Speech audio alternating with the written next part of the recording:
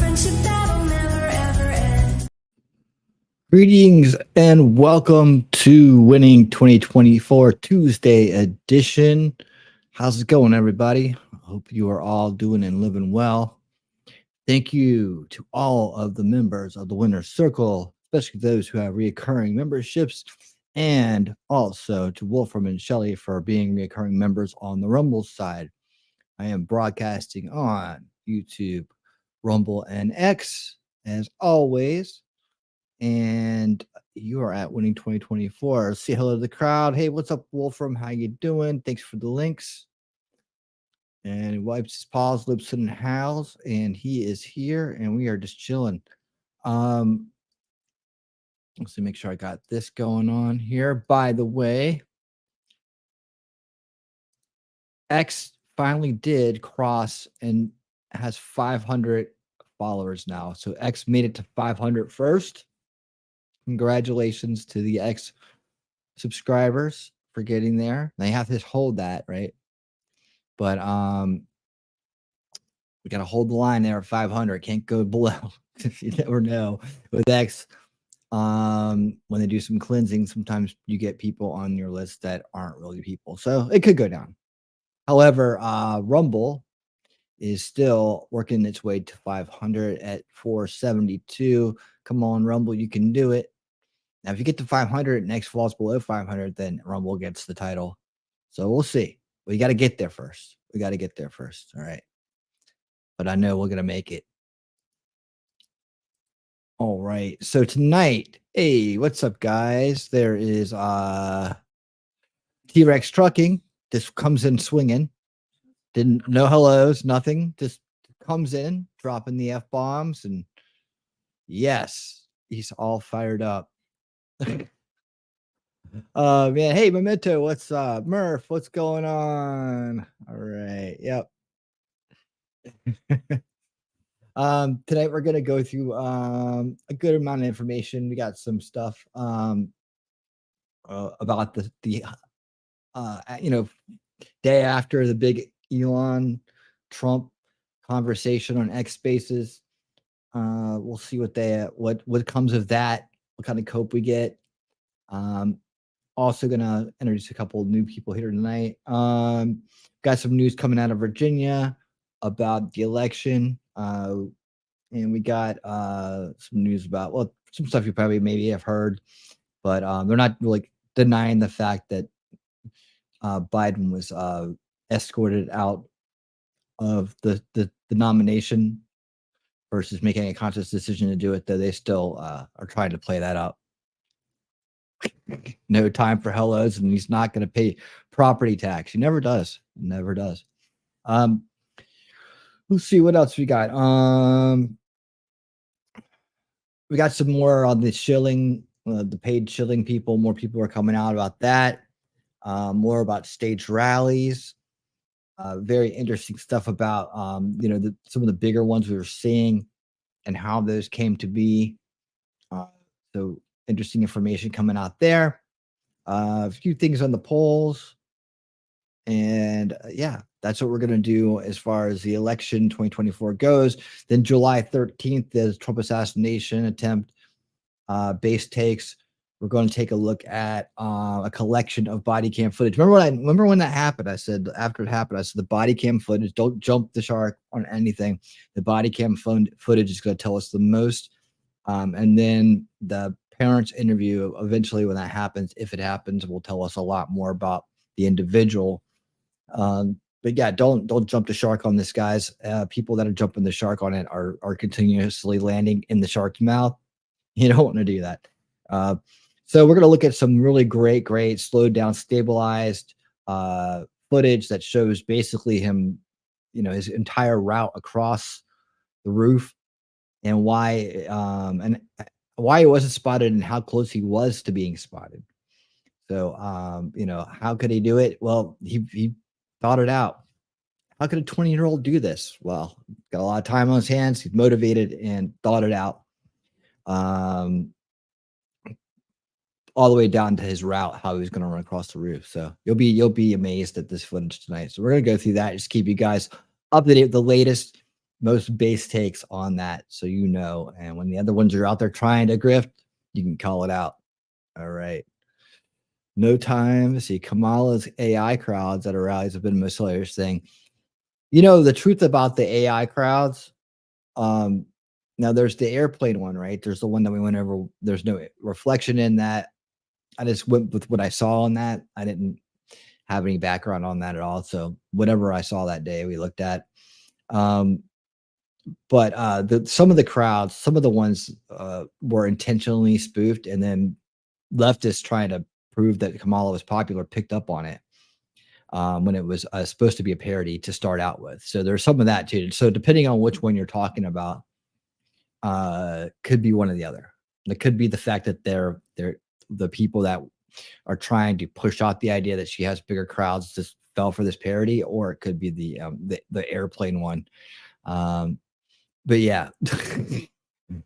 No, they can't it's dude, you can't put anything past them. And the thing is that they have to they have to cheap fake their support, which is really expensive. Fake their support because they're paying a lot of people a lot of money to bring a crowd for them, and so it's I don't know, you can't really call it a cheap fake as much as a I don't know, there's not a word for it. It is a cheap fake though, because it's a cheap dirty trick, right? It's a cheap dirty trick.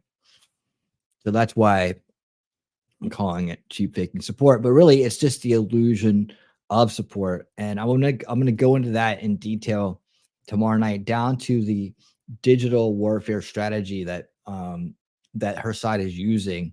And I'm gonna point out the main player in all that, as well as go through more algorithmic, more digital stuff tomorrow night. I want to pull back the curtain and unveil the digital warfare, the things that you don't see that's going on with data, and how they're using what's already in place for sales and marketing to now transfer that into politics and perception management.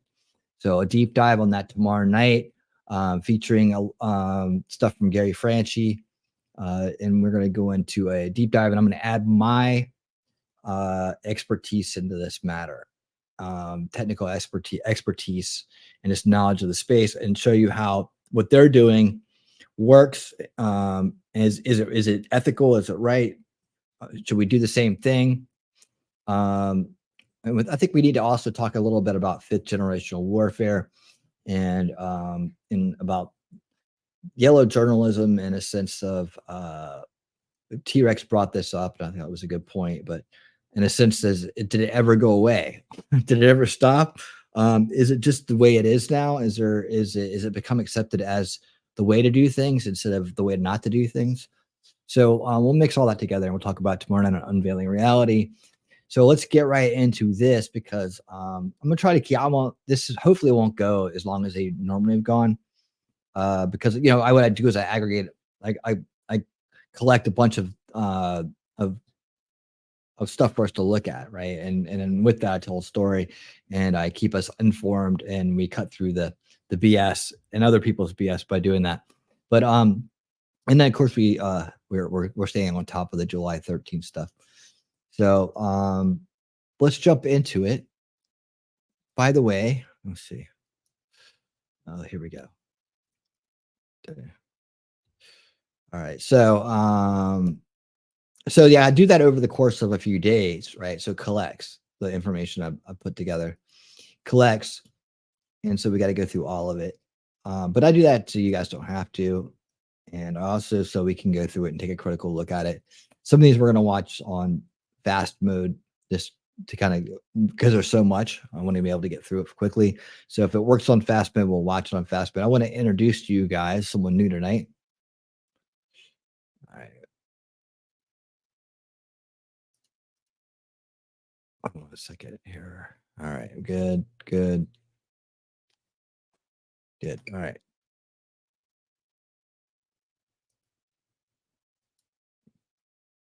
All right. You guys out there with me? All right, let's do it. All right. So someone new tonight. This is Kevin 24/7. This guy's awesome. If you haven't gone to his channel yet, check him out. Him and his wife, Michelle, do good work. And he's going to talk about the aftermath of the Donald Trump, Elon Musk internet breaking interview, and I'm going to be commenting throughout. Wow, this is nuts. This is absolutely crazy. This is insane. The entire world is buzzing after Donald Trump and Elon Musk break the internet last night with a conversation, literally just a conversation. But don't take my word for it. We have proof. We bring receipts, as always, folks. And this one here, Tim Walz, after learning.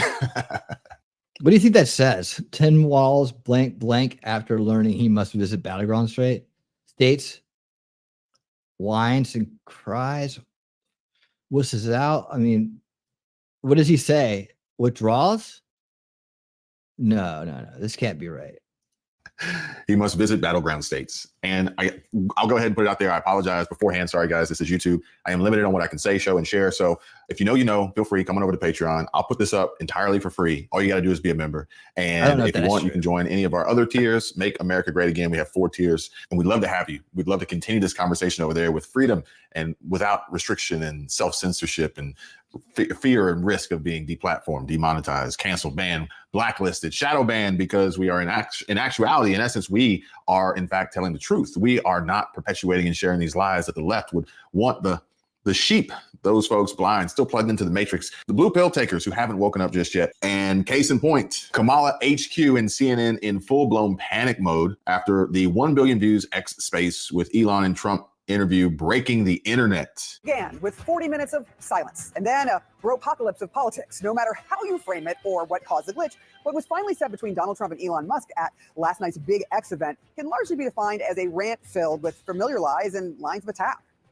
Oh, there you go. Well, we'll listen to you because you have a pink coat on. Kamala wouldn't have this conversation. She can't because she's not smart.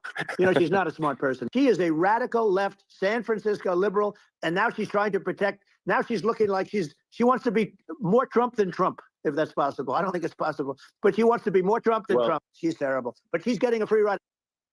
All right, but did it do what it was designed to do, which was to put the brakes on Harris's momentum? Or Kamala wouldn't have this.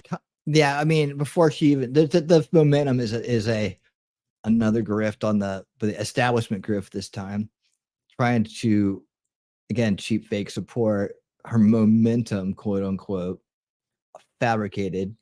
This conversation, she can't because she's not smart.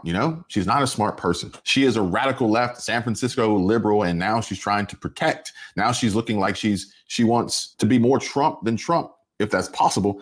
I don't think it's possible, but she wants to be more Trump than Trump. She's terrible, but yeah, she's gonna try to copy and steal and do all those things and act like she's not doing it. She's getting a free ride. Why CNN chose to pick these 3 quotes to share as their talking points for Donald Trump ranting and telling lies, because it's beyond me. If you guys have a sound, logical explanation, I'd love to hear it. But correct me if I'm wrong. Everything that Donald Trump just said that they quoted and shared is in fact true. She is terrible. She is getting a free ride at Joe Biden's expense. She didn't receive not a single vote from delegates, not a single people miss that a lot. It really is a free ride for her. Vote from the primary, yet she's fallen ass backwards into campaign funds and been boosted by the media and lies and cheap fakes and memory holes to make her the presumptive Democratic nominee that we all know is in fact only because she's tied to the money, period. She's a radical left San Francisco liberal, and now she's trying to be more Trump than Trump. There's no denying that she's radical left. There's no denying that she's a San Francisco liberal. And there's no denying she's trying to be more Trump than Trump by literally stealing Trump's no tax on tips. Come on, give me a break. Oh, and not to mention that Kamala Harris was actually invited by Elon Musk to participate in an interview or conversation style setting for which she declined, because I guess apparently her schedule is too jam-packed and she's too busy bringing her message directly to voters. Tens of thousands, 15,000 voters, instead of actually sitting down with Elon Musk and having the ability to reach billions. Yeah, okay. And if you guys believe this stuff, then I don't know what to tell you. Actually, I do know what to tell you. Gunther Eagleman, he put this up on X. Just saying, if you believe the most unpopular vice president in the history of the United States became America's sweetheart in just 2 short weeks, congrats. You are the mark the mainstream media was looking for. Yeah. The same mainstream media that is pumping you full of lies. The same mainstream media that's being paid to tell you to vote for Kamala Harris. Democrats have deployed influencers to win over voters online. I mean, this is like, they're like, oh, this is a great idea. More on this coming up. It's like, They're like, oh yeah, they've deployed them. They've deployed them. They're not saying that there's anything wrong with it or that it's illegal, but they've deployed them. They've deployed influencers, and paid them to advertise their candidate. Organizations are flooding the creator community with cash. Basically, what they were asking for is $1,500 for anti-Trump content on TikTok. What's your rate? $3,000 to $10,000. We will continue to influence young, impressionable minds. Y'all know I'm never quick to praise a white man, but Tim Walz. We don't need good policy. We just need your short attention span. If you see multiple influencers spreading the same exact message, you can start to realize some kind of coordination is going on. So I have that. We're going to watch that in a second. Yes, Queen, per Brett Summer, Kamala Harris. No, TikTok was basically full-time for me. Like I was taking ads from like the Biden administration and Planned Parenthood. We just have to be working with them. And if we're not, we're missing a huge way that voters are getting information about the world. Reveals their sophisticated and expensive tactics. What else do we know about this population, 18 to 24? They are stupid. My entire focus right now is presidential stuff and the campaigns being AI and what to believe and what not to believe. Just the other day, I received an email for a paid promotion, for me to make a video and post it on TikTok talking about the Democratic side. At the end of this email, it says, if you want to get things going, we'll send over an NDA for you to sign and we'll get started. I know a lot of people get their views and their opinions and their beliefs based off of what their favorite influencers are saying. Just know they might have been paid to say the things they're saying. And if it's not bad enough that these influencers are being paid to gaslight you and basically just sell you on whatever product is available, that they can get a good return on their investment from views and clicks and being sponsored and receiving cash benefit from these paid promotions from the Harris campaign. They try to trick you with the worst of AI modified altered synthetic images. For instance, seen here, Kamala Harris. Oh yeah, you're right. That's so fake. Look at that. What appears to be a beach. Yeah, I mean, look, that's so fake. Honestly, this is a joke. This is a parody. It's a satire. Yeah, it's a parody. I'm starting to think that they're faking these crowds at Kamala rallies. Like, if you agree, more lies. That's all I don't even know how they're truly trying to convince America to vote for a candidate on a campaign based on lies. Okay. The same candidate who's telling you, I will fix things if you vote me into office, says woman currently in office. Right? The same one's trying to convince you that Donald Trump is speaking. This is another one that you may hear, right? We all heard the bad reception. Like when you have a bad mic and you're streaming, it can make you sound, hey, Indy, what's up? It can make you sound awful. It can make you sound like you got a speech impediment or something like that. I've had bad mic nights. And, I hear it back. I'm like, no one told me I sounded that bad. So I get back in there and they try to fix it again. But when you see how he was actually broadcasting last night, what he was broadcasting on, and you hear it in the room, you can see that he was speaking just fine. It's the mics that, if it's not set right, or if it's a bad microphone, or like, this iPhone microphone, it may, going across the streaming service, come out sounding not the way you want it to. With a slur and talks with a lisp as they remove their slurring speech president, Joe Biden, who was fully capable until all of a sudden he wasn't. And here is undeniable, irrefutable proof that Donald Trump, his speech is perfectly fine. Biden actually did something that was impossible. Both sides hate him, both sides. Yeah. That was a hard thing to do, unification. Yeah, no. I mean, it was the compression of the audio over the X Spaces podcast platform. That's all it was. It's audio compression. But I mean, I think if you're dumb enough to vote for Kamala Harris, and you're dumb enough to believe the lies that the media tells you, unless you believe that the media is truly just reporting the facts. Trump has kind of been thrown on his heels by this, and he's not really sure how to go after Vice President Harris. He knew his attack lines. I think he knows how to go after her just fine. But again, more mind control by the talking heads. On President Biden, he really has struggled with how to go after someone who's 20 years younger than him, who is a different gender, a different race. It's kind of been this moment where he has not been able to coalesce around a single attack line.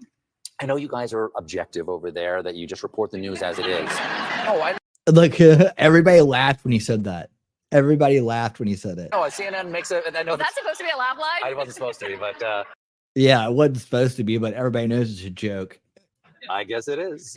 I don't know if that was supposed to be a laugh line, but it was. But in fact, we even have here CNN the day after Elon Musk and Donald Trump broke the internet. They broke the internet after over 1 billion views, folks. This is stretched across the entire world. The entire world is buzzing right now. I even have this comment here from Wadibig, maybe I'm saying Wadibig.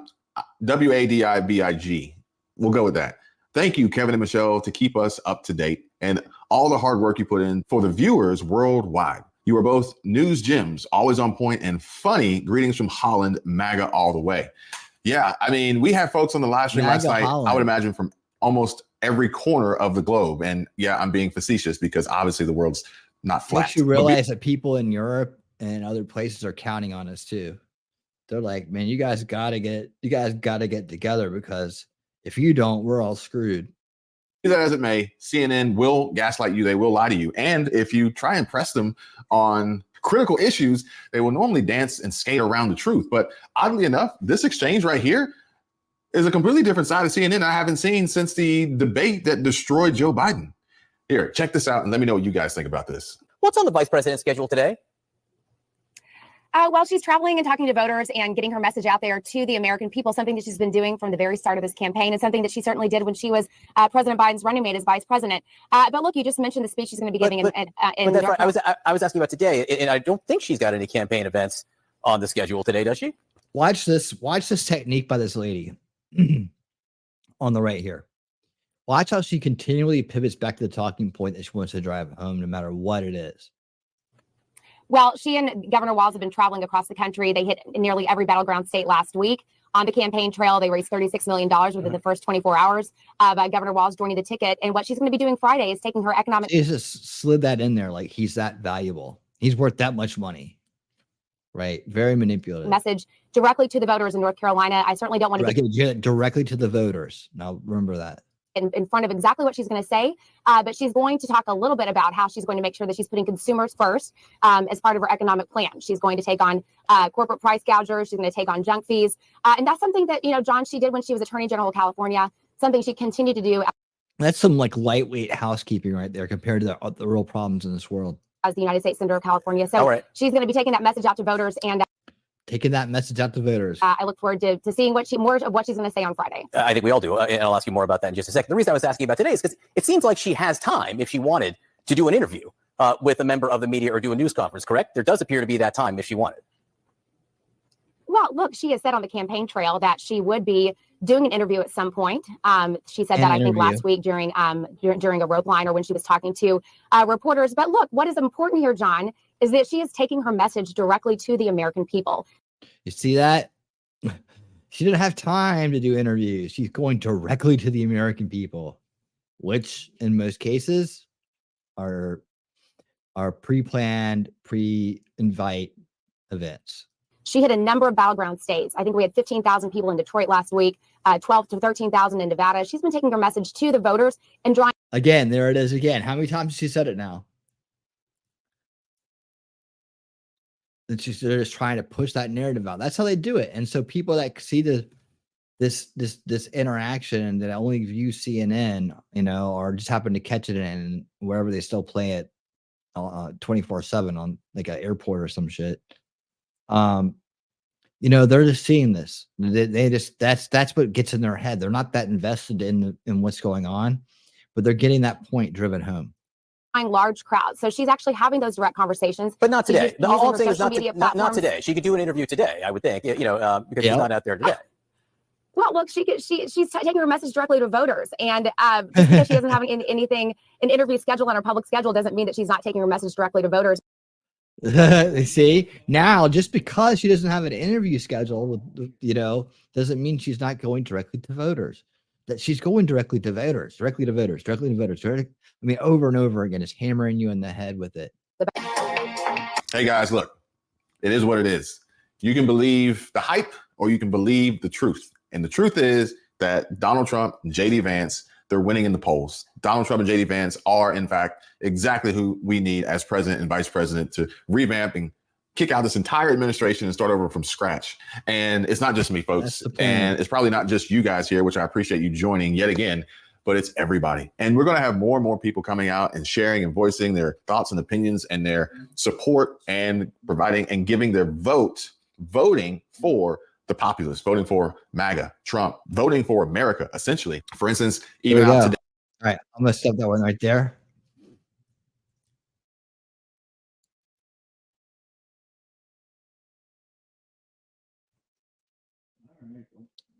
Another quick hit about breaking internet.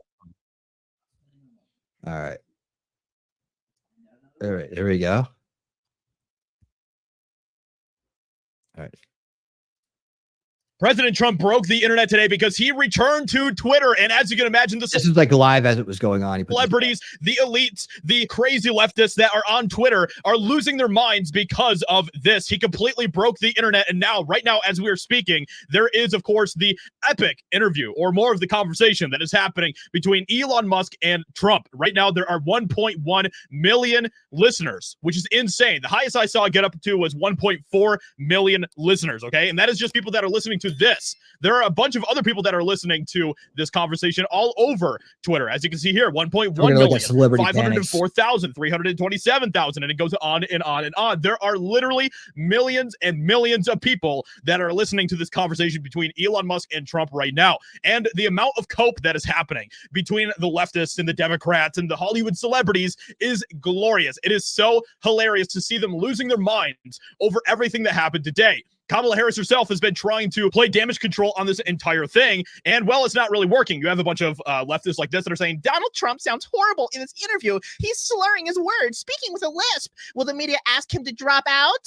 And well, it's not because he's slurring or he has a lisp. It's because he's on an iPhone, and that's why some of those S sounds sound a little bit funky. It's not because Trump has a lisp. You people are absolutely ridiculous. As you can see, there's pictures here of Trump on his phone having the conversation with Elon Musk. This conversation is absolutely fantastic, by the way. I highly recommend going to listen to it. I'm sure that you can find it pretty much anywhere on the internet at this point. And if you get a chance, I definitely recommend listening to it. Elon Musk and Trump, they have a lot of really good conversations about the future of America, about things that great ideas that can improve energy and all sorts of other resources and things like that in this country. It is fantastic. They talk about the economy. It's all really, really good stuff. And it just makes me even more proud to be a supporter of Trump. Of course, Trump broke the internet today with releasing this video.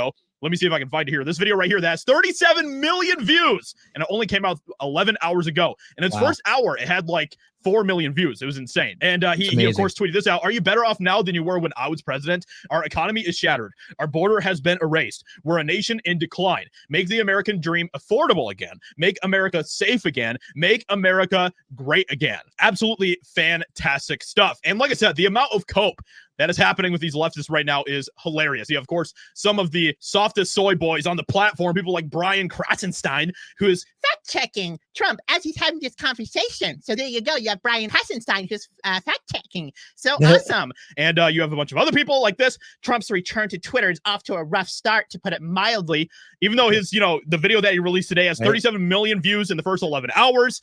The interview that he's doing with Elon Musk right now as we are speaking has just like an insane amount of people that are listening to it, literally millions and millions of people. I would not be surprised, to be completely honest, if their interview is heard by hundreds of millions of people over the next few days. Elon Musk himself says that he would not be surprised by that either.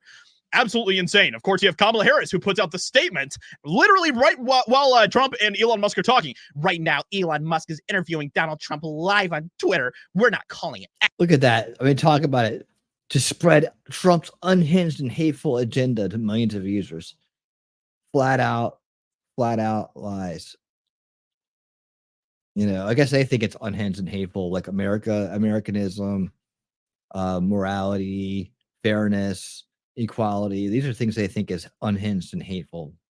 X. Well, that right there just makes me want to call it X from now on. I know that I have a habit of calling it Twitter still. I really want to start just calling it X because that just pushed me over the edge. Oh my gosh. It's not enough that Musk has pledged to donate millions of dollars to help re-elect Trump. He's using his purchase platform, one of the largest social media sites in the world. He's not using it the way that helps us. He's not using it the way that helps Democrats. It's open to anyone to use, and that's not how you're supposed to do it. Oh. So yeah, the cope is hilarious coming from the Kamalama Ding Dong's team right now. Musk's interview with Trump tonight could be the end of democracy as we know it. The end, dude. I mean, come on, dude. Whole Mars blog. That's the whole Mars catalog. It could be the end of democracy as we know it. An interview between two people on a streaming platform, on a platform. That's just the people. I mean, who writes that and feels good about it? But look at this, 1.1 million impressions. These people are so ridiculous, man. Just two delusional best friends telling each other exactly. This is, by the way, coming from Scott Wiener, who is literally one of the most perverted people in government right now. Earlier today, there was a bunch of leftists and celebrities who were saying that they were going to have a Twitter blackout and not be on Twitter during the interview. And, well, that didn't really work out. None of this is working. I ain't on Patriot. Liberals are doing a Twitter blackout tonight. There were people on True Social that were doing it too, and it's like, what the hell? Yo, it's completely backfiring on them because they still have millions of viewers who are listening to the interview, including people who said that they were going to do a Twitter blackout. The cope is insane, and as you can imagine, they're just seething at everything that is happening right now. Trump is back on X. He is back on X, and this is a glorious, glorious moment and a hilarious, just complete blow to Kamala Ding Dong and her campaign. So with that being said, let me know what you think about this in the comments below. Hope you guys enjoyed. Leave a like, subscribe, and I'll talk to you all in another video very soon. All right. All right, let me see. I had a chance to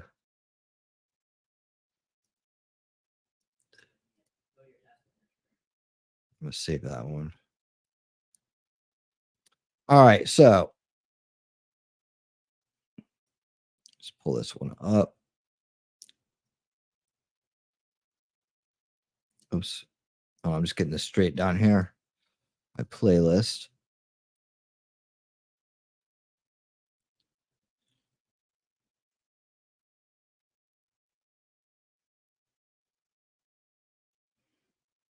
All right, see, all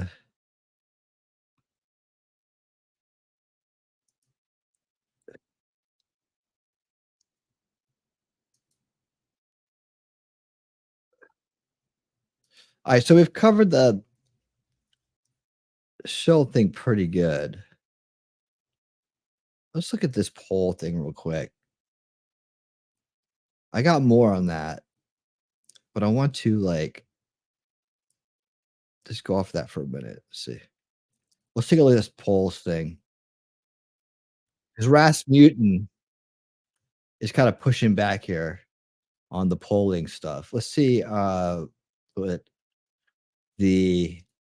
what's this guy's name? Depressed Ginger has to say. All right, Depressed Ginger, come on in. Let's see what you got. Well, ladies and gentlemen, we do have an update on the 2024 presidential election polls. And Rasmussen, I'm sure you guys are familiar, the pollster that is labeled conservative. And sure, they do put out some conservative videos, but I've got proof that they've actually erred in favor of the Democrats from 2014 to 2022. So that talking point in the cope by the left talking about when Rasmussen comes out with a general election poll that has Trump up by 4 or 5, it is pure cope. Rasmussen's polls have historically overfavored Democrats, and Real Clear Politics admits it. But we do have this. Rasmussen reports they're polling Trump every single day against Harris. And you can see Harris did go slightly ahead. By the way, they also made the point. I mean, they got a big video where they did and exposed it. But they made the point that there's only been like one other poll this week done in a head-to-head Trump versus Harris matchup. Meanwhile, right when Kamala was getting all the hype and J.D. Vance was the VP choice for Trump, they were doing polls left and right. Now, I can't understand that because obviously the race resets and you want to get the polls out, but it is interesting. We've seen very little polling. It's like they want to create the narrative that Kamala Harris is still up. And another thing I want to talk about when it comes to the betting, a lot of people need to realize, people say the betting is more accurate or more up to date than the polls. In terms of like live instant events, like the Trump assassination attempt, you're right on that because people see something like that, Trump coming up with the fist, it's going to look very good. People are going to bet on Trump to win. Obviously, when it comes to doing polls on that happened on a Saturday, you're probably not going to do the polls until Monday, Tuesday, and then release them on Wednesday. So that's like a 4 or 5 day gap. But other than like an instant event, like a Biden debate mishap, something like that, the betting reacts to the polls. It's not the polls, the polls influence the betting. So all of this money coming in on Kamala Harris, the idea where people say, well, the betting is more important to look at than the polls. They're betting Kamala Harris because of the recent polls, the recent polls. The polls affect the betting. It's not the other way around normally. So that's another thing I want to say when people are talking about Kamala Harris going up in the betting. Yes, because of these recent polls. It's not like people have this inside knowledge. They react to the polls and they put money on Harris to win because they think it's good value in some cases. Now Harris is the favorite at like 51%. Trump's at 49%, I think. So it is basically a 50-50 toss-up. But that's really what I wanted to talk about right there. We do also have this Kamala. Oh yeah, the other thing I want to talk about when it comes to Rasmussen, because the left keeps saying this. Where is Rasmussen? This is 2014 to 2022. scorecard of all the main pollsters. Rasmussen, error favoring Democrats at a 65% clip, error favoring Republicans 35%. That includes 2022, where a lot of them say, well, there was a big polling error that was for the Republicans. That's really not true in terms of just general popular vote. In terms of some of the elections, yes, it was, but the general vibe of it, the polls combined had Republicans winning the popular vote by like 2.8. They won it by 2.3 or something. So it was very close. How you doing? But Rasmussen, I mean, this idea that they're this crazy Republican pollster, when you see a poll come out that has Trump up by 4 or 5 in terms of the general election, you've got people that throw it away because they say they're biased. Well, then explain to me how they've favored Democrats at a 65% clip versus Republicans only a 35% clip over the past 8 years, including in 2 general elections combined, including with Rasmussen being the most accurate pollster in 2016. So all of this has come out. It's all crazy. I'm also going to look at this. This is something I just caught out of the corner of my eye. I don't think you guys can see this. This is favorability ratings. Biden's at -16. Trump's at -8. Trump's moving up in terms of being more favorable. And there were things that did come out. Like, let's see this. He's got to be moving up at least a little bit because I don't remember. I mean, can this thing load, please? Yeah, Trump's moving up a little bit in terms of favorability compared to where he was. He was at, -17, -18 back in late 2022, early 2023. The assassination attempt did help Trump in terms of favorability because, obviously people are going to feel bad for him and what he did coming up like a badass. That's going to help. And you can see it is pretty crazy. This is something I do want to talk about. So Trump, before the assassination attempt, was sitting at like unfavorability, like -11. And now it's, -7? So he basically got bumped up 4 points since that attempt. This is very sad to think about. So he almost got killed. He's bleeding from the ear. He hears a bullet whiz past him. It helps him 4 points in terms of favorability. And then when it comes to Kamala Harris, it's a little bit of a different story. So Kamala Harris does basically nothing. Democrats back in February, March said that she was weighing down the ticket and they needed to replace her, not Biden. And you can see what's happened since she's been installed. -16 favorability down to -5.5. So she improves 10.5 points in terms of favorability. She doesn't do anything. Trump almost gets shot in the face, comes up and says, fight, fight, fight, to show that he loves his country with the American flag in the background. He goes up 4 points. This is very sad mainstream manipulation onto the American people. And this is what happens. This is how the UK became what they did, which it's mainstream manipulation. Yep. So you know what? Kamala Harris, I mean, listen, she was at an approval rating of 38%. And I guess she must have cured cancer. Wait, hold on. What was it at? It was even lower than that. Like, okay, so 38.4. And in the span of a month, she goes up 10 points.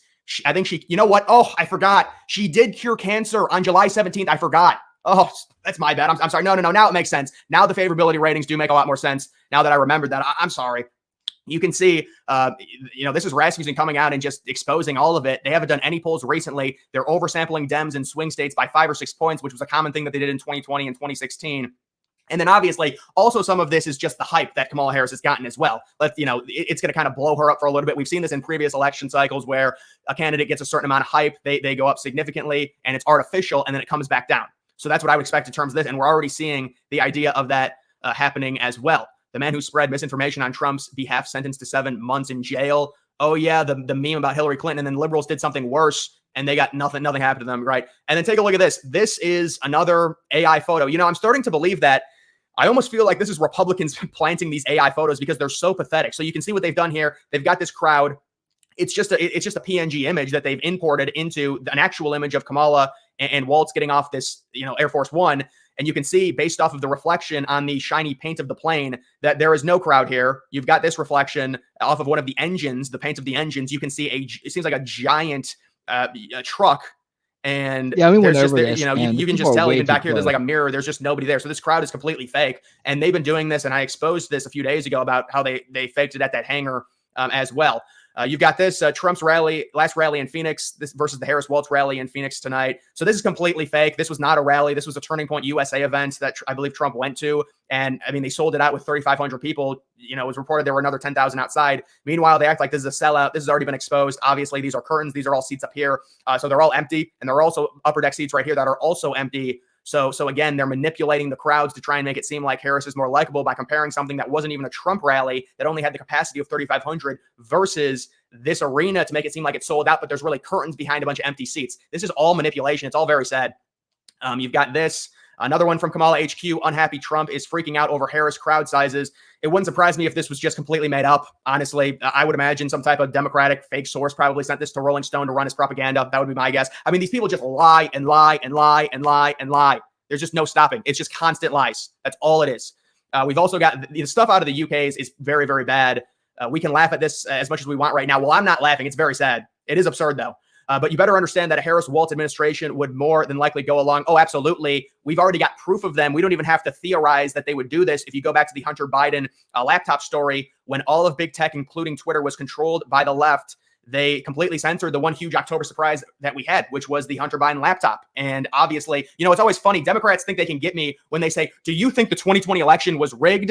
And it's like, it's on record. There was pure manipulation. There was remember, there was zero October surprise against Trump in 2020. You would think Trump's this horrible Hitler. They'd be able to get something. They had nothing on him in 2020. They were just talking. Yeah. Also that they stopped counting and then when they started counting again, all the numbers had flipped over. So it's like, yeah, about COVID nonstop and how Trump didn't handle it well. Of course, it's an unwinnable situation no matter what you do. But they had no October surprise. The one October surprise was silenced, and it was coded as disinformation and misinformation. Of course, it wasn't disinformation or misinformation. They just didn't like that it hurt their presidential candidate, so they labeled it as disinformation and misinformation. Understand the same thing with the vaccine stuff, to where you had credible doctors saying that, hey, you know, this really doesn't help. We need to really do research into this, and then it would get censored as misinformation or disinformation. Of course, it's not actually disinformation, but they don't like it, so they can label it and hide behind that. Guys, that's what was happening to Twitter before Elon Musk took over. So this idea like they can do this, no, they want to do this. This already happened. You would get conservatives getting banned off Twitter for just saying that they're conservative, and then the liberal response from normal citizens, everyday citizens, these aren't like crazy billionaires or evil people. They're just normal everyday citizens. They were saying that, oh, Twitter's a private company, tough stuff. You know, you don't get free speech on there. And that was what they were saying. So see, these people, they go along with it, and they would go along for sure if something was introduced to where, oh, Trump supporters who say things online could be charged. Liberals would 1,000% support that. 1,000%. I can guarantee you. Because they're hypocrites and they're desperate. So this is just all stuff that's happening. And again, we've got proof of this. And this is what Trump needs to say. It's like these reporters, they think they ask a gotcha question in the 2020 election. Oh, was it rigged? Well, it was manipulated. I mean, there was a single October surprise. They censored it because they didn't like it. They called it disinformation and misinformation. It later comes out that no, it was the laptop was absolutely real. And when you've got an election that's only decided by 40K votes in like 3 different swing states, that type of thing can definitely change an election being. Yeah, and they hung their hat on the whole Russia collusion thing over some Facebook ads. Like that was going to change the entire election. It's like so stupid. 3 or 4 days before the election happening, it's going to influence a lot of people. So that's already been admitted. But guys, when it comes to these polls, you know, Rasmussen, at least from history, they're really not this crazy conservative pollster. You know, this is a group that is conservative. And listen, if Rasmussen had a Republican error at 84%, I would say, all right, yeah, they're definitely, you know, conservative leaning for sure. But they don't have that. They've got an error that favors Democrats. So when it comes to these Rasmussen polls, they are legitimate. They have not been crazy biased, you know, like this 84%. That's not them. They have been a lot more fair, even if their videos are more conservative and their polling is done and the people doing the polling are more conservative. The actual polling, the data is a lot more accurate. But either way, guys, that is going to do it for this video. Make sure you follow me on X. Links, that's always in the description.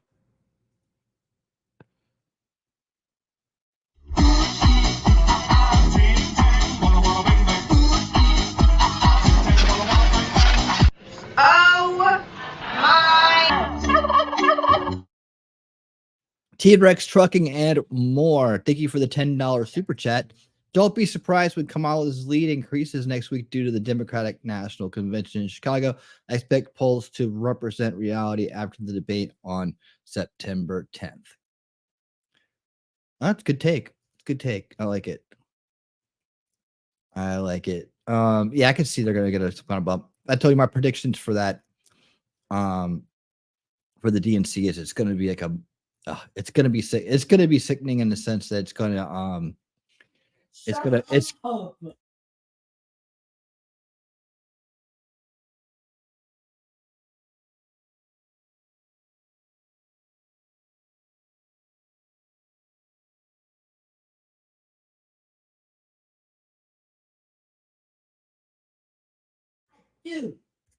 excuse me for 1 second.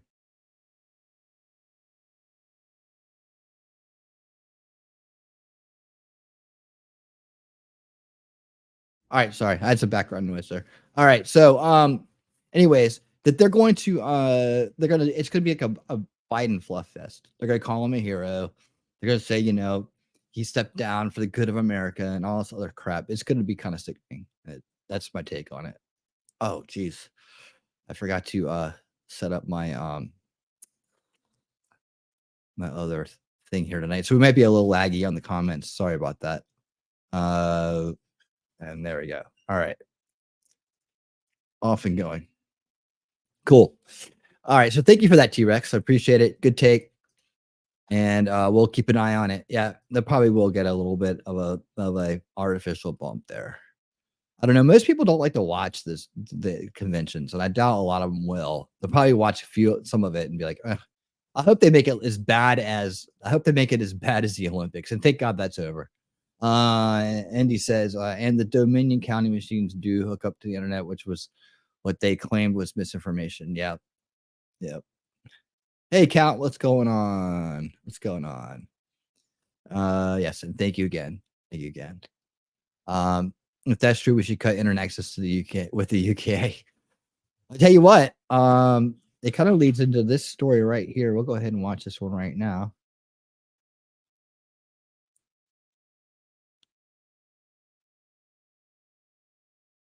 All right.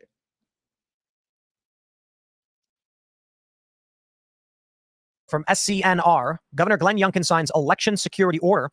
Directive ensures only paper ballots are used and no counting machines are internet connected. So it's there you go, right off the bat. Virginia's doing it right. And I tell you what, it might make the difference. Not my understanding. It's not going to be all paper ballots. Oh, no, it says, notably under Executive 35, Youngkin directs state election officials to ensure that only paper ballots are used in Virginia and are retained for 22 months after each election. Additionally, the commissioner of the Department of Elections is required to ensure there's a documented chain of custody for paper ballots and a daily reconciliation process during early voting. During the early voting period on election day, ballots must be reconciled against the number of voters checked into the polling location and against the number of ballots that were mailed to voters. The state is also prohibited from sending out an absentee ballot unless it has been requested by a registered voter before being mailed. Completed absentee ballots may not be counted until the last 4 digits of the voter's social security number and year of birth on the envelope are matched to the voter's record file. How much you want to bet Virginia goes heavy red? I mean, dude, everybody needs to adopt the Virginia plan right there. We need governors to get on board with this. Let's do it. We need it here in Georgia. We need it in other places. We need it in Pennsylvania. We need it in places we know they're going to try to cheat. We got to do it. We got to do it. Gonna happen. It's gonna be like +7 red. Probably. What do you mean? You don't want illegals and dead people voting in elections? Or just the ballot harvesting. Mm-hmm. Yeah.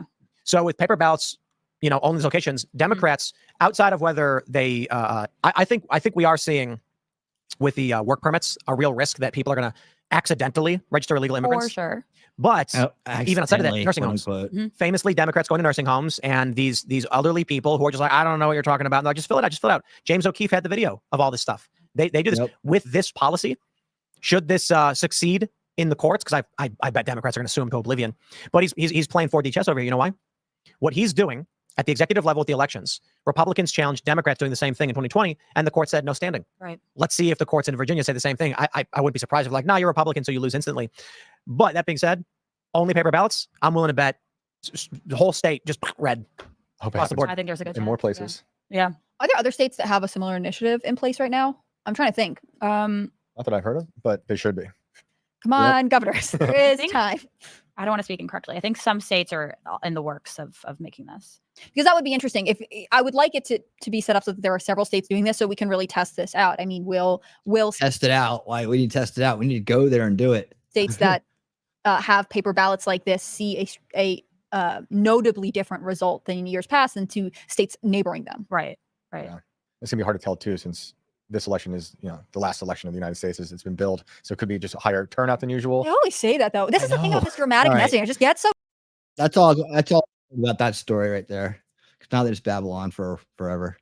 So that's good news. That's really good news. And I'm gonna save it for good news of the week, but we'll leave it at that. Let me see here. Got that one. Got that one. Just push down.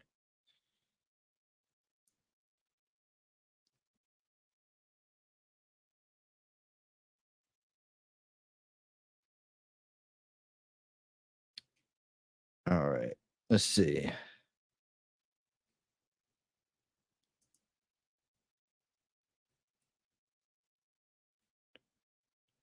little bit more on the Arizona rally. I think this is the one where they talk about that there was an invite only event. I don't know. Let me see.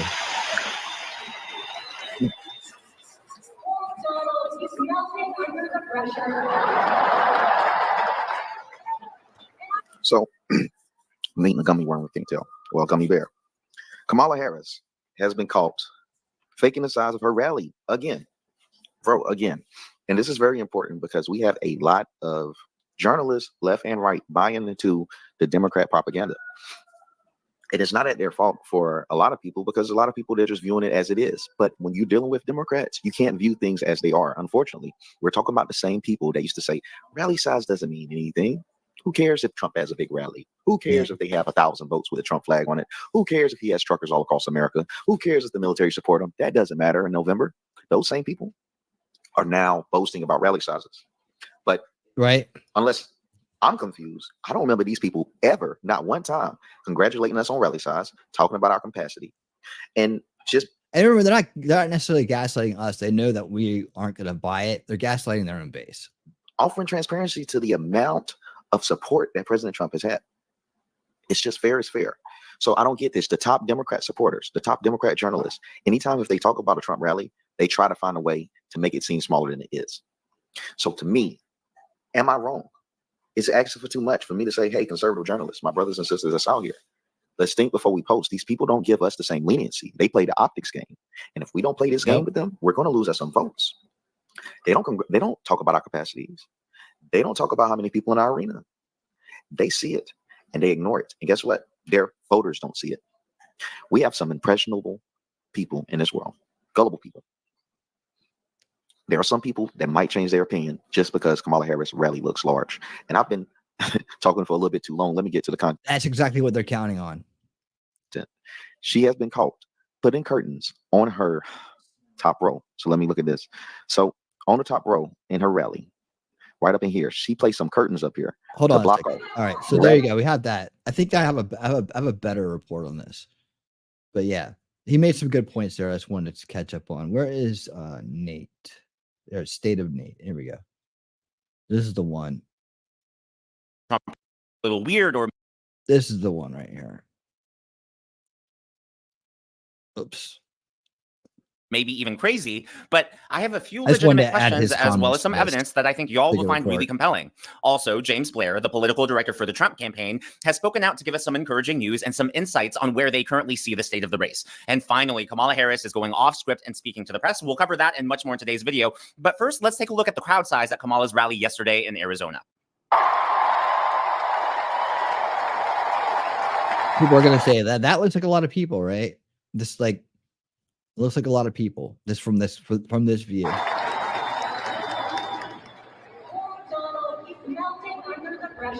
heard that one already. Okay, obviously that is a much larger crowd than Joe Biden could ever pull, but that still really isn't that impressive because, like I've been saying in my last few videos, the Democrats are experts at choreography. They're experts at staging these huge political events. And don't forget, they have the backing of Hollywood behind them. So these rallies are likely Hollywood produced, and they know how to go for optics. Now, local news, KJZZ 91.5, a radio station, they published an article, where is the campaign event in the Valley, and is it open to the public? And in this red box that I highlighted, the Arizona Democratic Party started sending out non-transferable invitations by email on Thursday afternoon. In other words, this event was not open to the public. It was by invite only. Yeah. Did you guys catch that? So that's the one thing they're not telling you about this, right?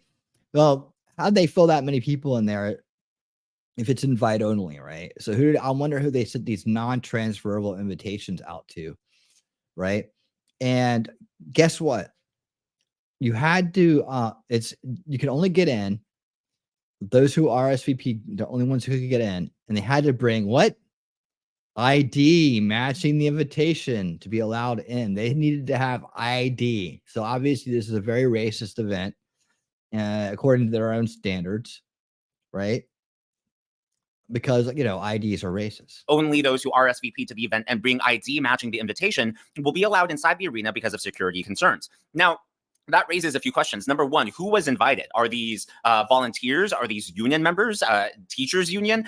These clearly aren't just... Exactly. I mean, when you look around, try to figure this out. Organic supporters, not grassroots supporters, showing up since it's not open to the public. Compare that to a Trump event, which is open to the public. People line up hours, if not days beforehand, to make sure that they can get into the rally. Second of all, did you notice that they're requiring ID, which is really ironic since the border is wide open right now with Kamala Harris, as the borders are. And Democrats, they think you shouldn't have to provide ID to be able to vote. In fact, they say it's racist to require ID to vote. Yet the Harris campaign is requiring ID to get into the event. Yep. So it definitely has been going on much longer than this. They've been doing this for a long time, right? Especially during the days when they had control of both parties. And those days were the days most of us were born into, right? We were born into a world where they had control over both parties. And you can, if you ever want to figure this out for yourself, and I take my word for it, what you can do is just trace neocons like into the party, right? Trace do an entire deep dive on neoconservatives, right? Just go start from the beginning where they started at, who was in it, who was part of it. And then you can see bipartisanship really starting to come into into effect during the Kennedy days, right? But then you can follow the neocons in underneath certain administrations. So you'll see the predominant neocons that were a part of the Bush dynasty, if you will. You know, the usual suspects, all those guys, right? You can follow their whole careers and how they got in. They came in under Nixon, and they slowly started taking over the party. So they've definitely been playing this for a long time. Cal says, indeed, I was thinking more bipartisan, agreed upon, released to include such as the funhouse equation. Yeah. So nowadays, though, it's like I said, tomorrow night we're gonna get into even deeper digital warfare. Like if you don't know about the digital warfare that's going on and how they're using things that are in place for business, for politics now, I'm gonna explain to you on a professional level exactly what all that shit is, and I'm gonna show you how it works, and I'm gonna show you perhaps a few counters to it, but obviously it's something that you're going to know that most people won't know. So tune in tomorrow for that deep dive on the digital warfare that's going on, literally how they serve content to you based upon things, and how they sort and segment data. All that stuff is going to be part of tomorrow night. But let's continue with this. Yeah, but they've been playing smoke and mirrors for a long time. They did it with Biden. They did it with Hillary. And they've been doing it for a long time. Whoever they want to win, that's the way they do it. Just thought I'd point that out. Also, this was confirmed by another local news outlet, Arizona Central. The campaign has not yet announced what time the rally will begin or release details about how the public can attend, because the public can't attend. RSVPs for the event have reached capacity. Not a public event, a totally handpicked crowd that had to show ID according to an invitation. So again, that isn't an organic grassroots crowd showing up to support Kamala. Those were people invited by the Democrat Party, and we have no idea who the people invited were. Now, what makes things even more embarrassing for the Harris campaign is that the entire arena was not open. If you look at the very bottom of this video, you can see what the actual arena looks like. What you want to look at in the main video are the lights lining the top of the rink, and you can see these giant curtains blocking off the entire upper deck, essentially, except for this section right here that we're seeing right now. There's another angle that's about to pop up shortly, and you can see that curtain, and there's Trump dancing, that curtain blocking the entire upper level. So the Harris campaign is already bragging that this was a huge event, nothing compared to a Trump event, obviously. In fact, this is what Kamala posted on her Twitter account about last night. Some are calling our rally the largest in Arizona political campaign history. Well, not only was it highly choreographed, highly largest in Arizona political campaign history. I don't see any men in this photo at all. I mean, I won't see any men, right? Look at that. These are all people that are spotted and sold out. I mean, that's what I see when I see these crowds. These people are probably, I don't know, I'm not going to say it, but yeah. Well, not only was it highly choreographed, highly produced, but y'all also put curtains down around the entire upper deck. Not that impressive. And if you actually rewatch the video, you can see a lot of empty seats and a lot of spaces on the floor. Now, what's interesting here is that there were hecklers. A few days ago in Detroit, This is a great point, man. This guy nails it right here. Pro-Gaza, pro-Hamas, anti-Israel protesters who showed up. The same thing happened in Arizona, which is odd when you think about the fact that this was invitation only. Let's take a look at the hecklers. Democratic not free Palestine! There's the hecklers right there. These guys. Free Palestine! Free Palestine! The guy's getting manhandled by a woman. Okay, the fact that there were hecklers is not proof that they were plants. It's not proof that that was staged. Though I will say it is unusual, I think, that you would have an invite-only crowd and invite people who are against you. So again, that raises the question, who exactly was invited, who was included on that list, and why? But here's the next part that I think is really interesting. I'm not going to say anything. Yeah, I know. Like, where'd they get that list from, right? It had to be Democrat donors. It had to be people like they were in unions. But, I mean, they obviously didn't vet it all the way down. Or maybe they did put it in there because the first response he had was a lot worse than the second one. The second one was more scripted. I want to see if you guys pick up on what I picked up on. And if you think you spot it, pause the video and leave a comment down below so we can compare notes. Which includes respecting the voices that I think that we are hearing from. And let me just say this on topic of what I think I'm hearing over there. Let me just speak to that for a moment, and then I'm going to get back to the business at hand. So let me say, She's just drinking in the power. I have been clear. Now is the time to get a ceasefire deal and get the hostage deal done. Yeah, you know, again, Trump said it first. He goes, "They better have that as hostages back home before I get in." That's what he said. I mean, I noticed that when they started doing stuff with the hostages, like Trump had called it out. This is like the kind of like the Reagan thing was against Carter, right?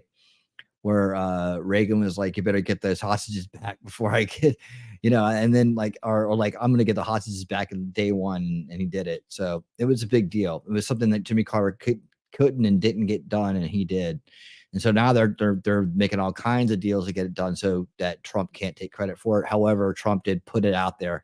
You better get them back before I get in. That's all I gotta say. You better send them back before I get in. So you never know what kind of influence that had. But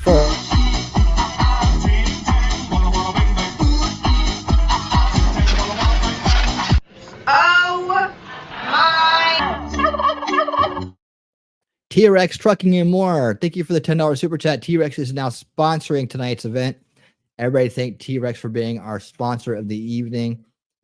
Back-to-back super chats tonight. Obviously, there weren't any black or minority people there if they were checking IDs, since I've been reliably told time and time again that black people can't get IDs. Object. What does that? What's object mean? What's that right there on the end? What does that mean? I don't know what that is. Hold on. Let me look over here.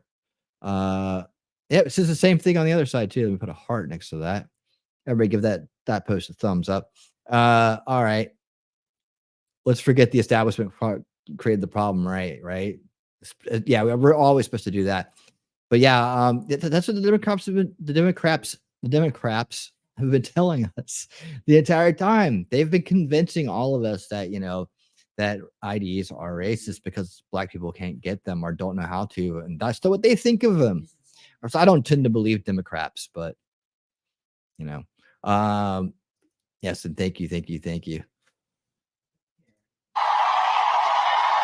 Now is the time, and the president and I are working. Some interference there. We're getting some.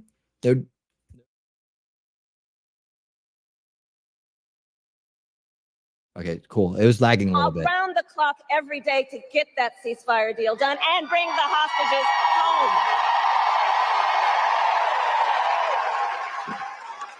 So I respect. Do you think they're going to get the ceasefire done? I don't think so. Voices, but we are here to now talk about this race in 2024.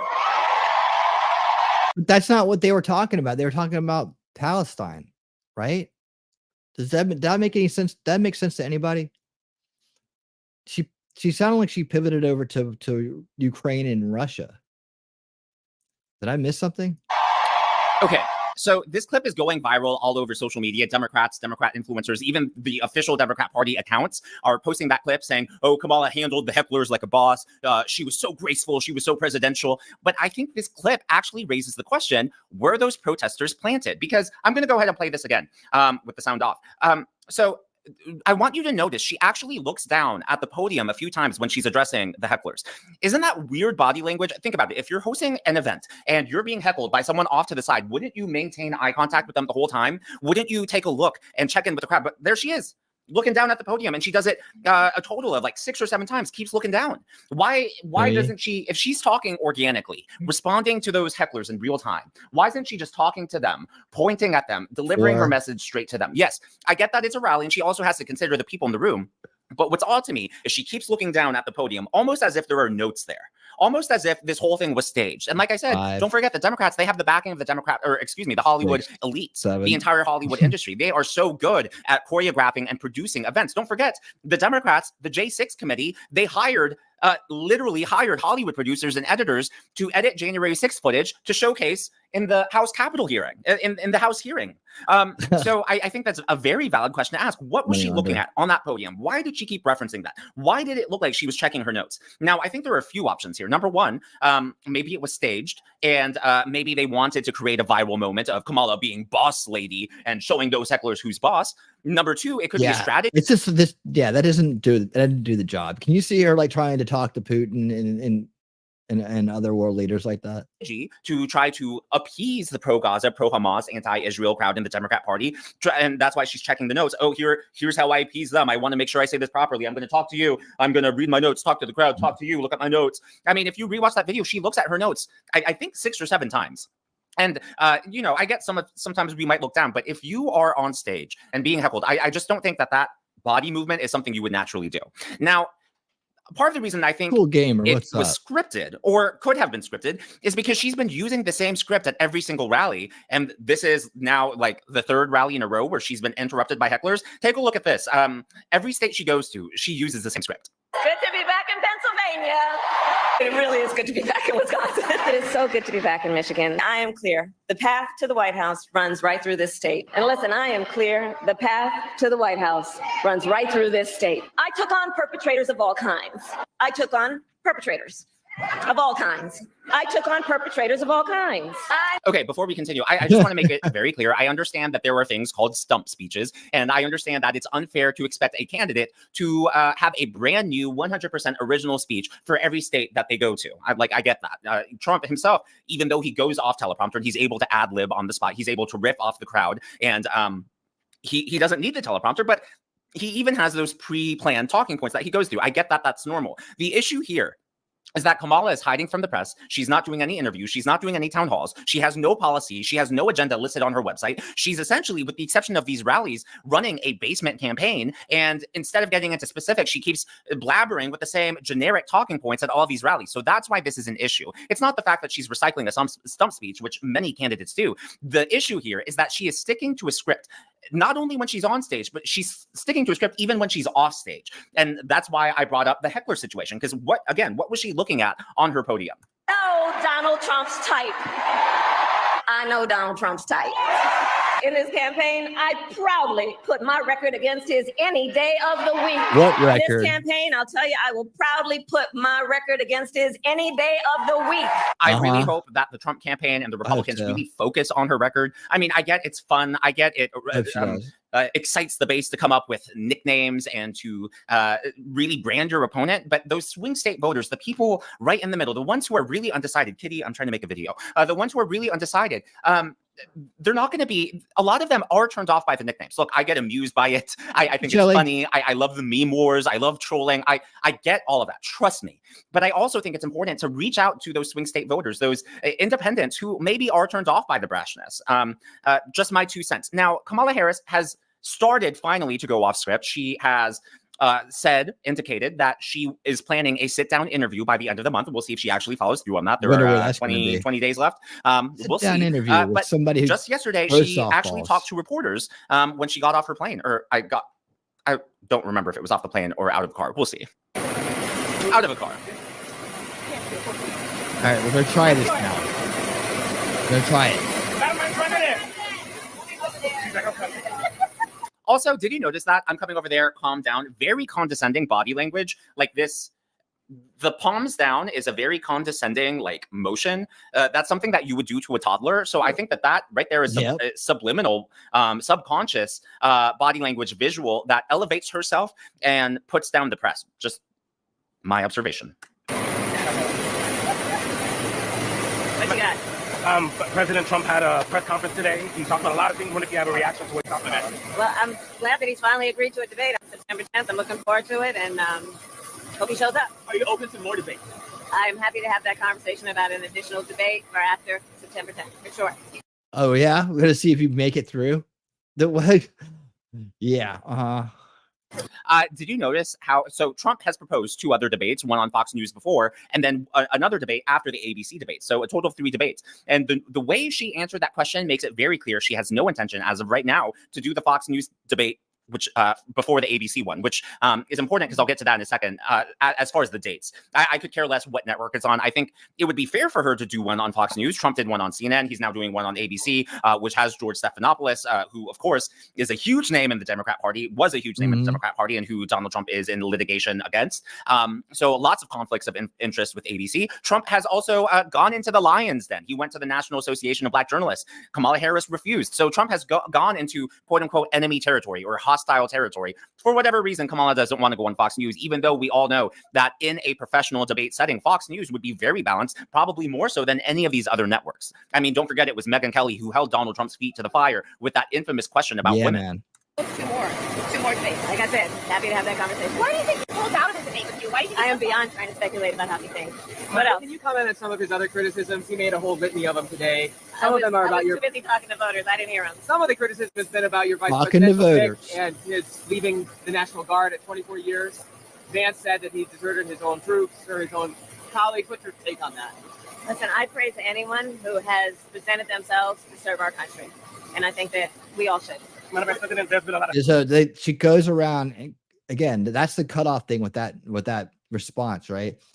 They're bypassing all the things he did and just saying, well, anybody did services should be like, commended for it. So they just totally cut off and they use a straw man, right? Questions about when you're going to sit down for your first interview since being the nominee. I've talked to my team. I want us to get an interview scheduled before the end of the month. Thank you. Okay. With the View. For those of you who haven't watched my video on Tim Walz being accused of stolen valor, I encourage you to check that out. It actually opens with a 5-minute clip that was leaked of 2 veterans approaching Walz's office and confronting them with claims back when he was a congressman. So this happened over a decade ago. So this isn't a new controversy. The reason I'm saying that is because this isn't just something that J.D. Vance and Donald Trump are coming up with to attack Walz on political grounds, just because he's their political opponent. They're doing this because it's an actual real issue. It's really insulting to real veterans, families of veterans, especially those who have made the ultimate sacrifice. It doesn't matter. The media is trying to say, oh, he just misspoke, or oh, it's like just a tiny issue. No, any amount of stolen valor, whether it's the worst case or whether it's the simplest case, should not be allowed. And it definitely, I mean, we should hold our politicians, the ones who want to potentially be the commander-in-chief, to a higher standard. And even if he did misspeak, then correct it. Go on record correcting it, which he hasn't.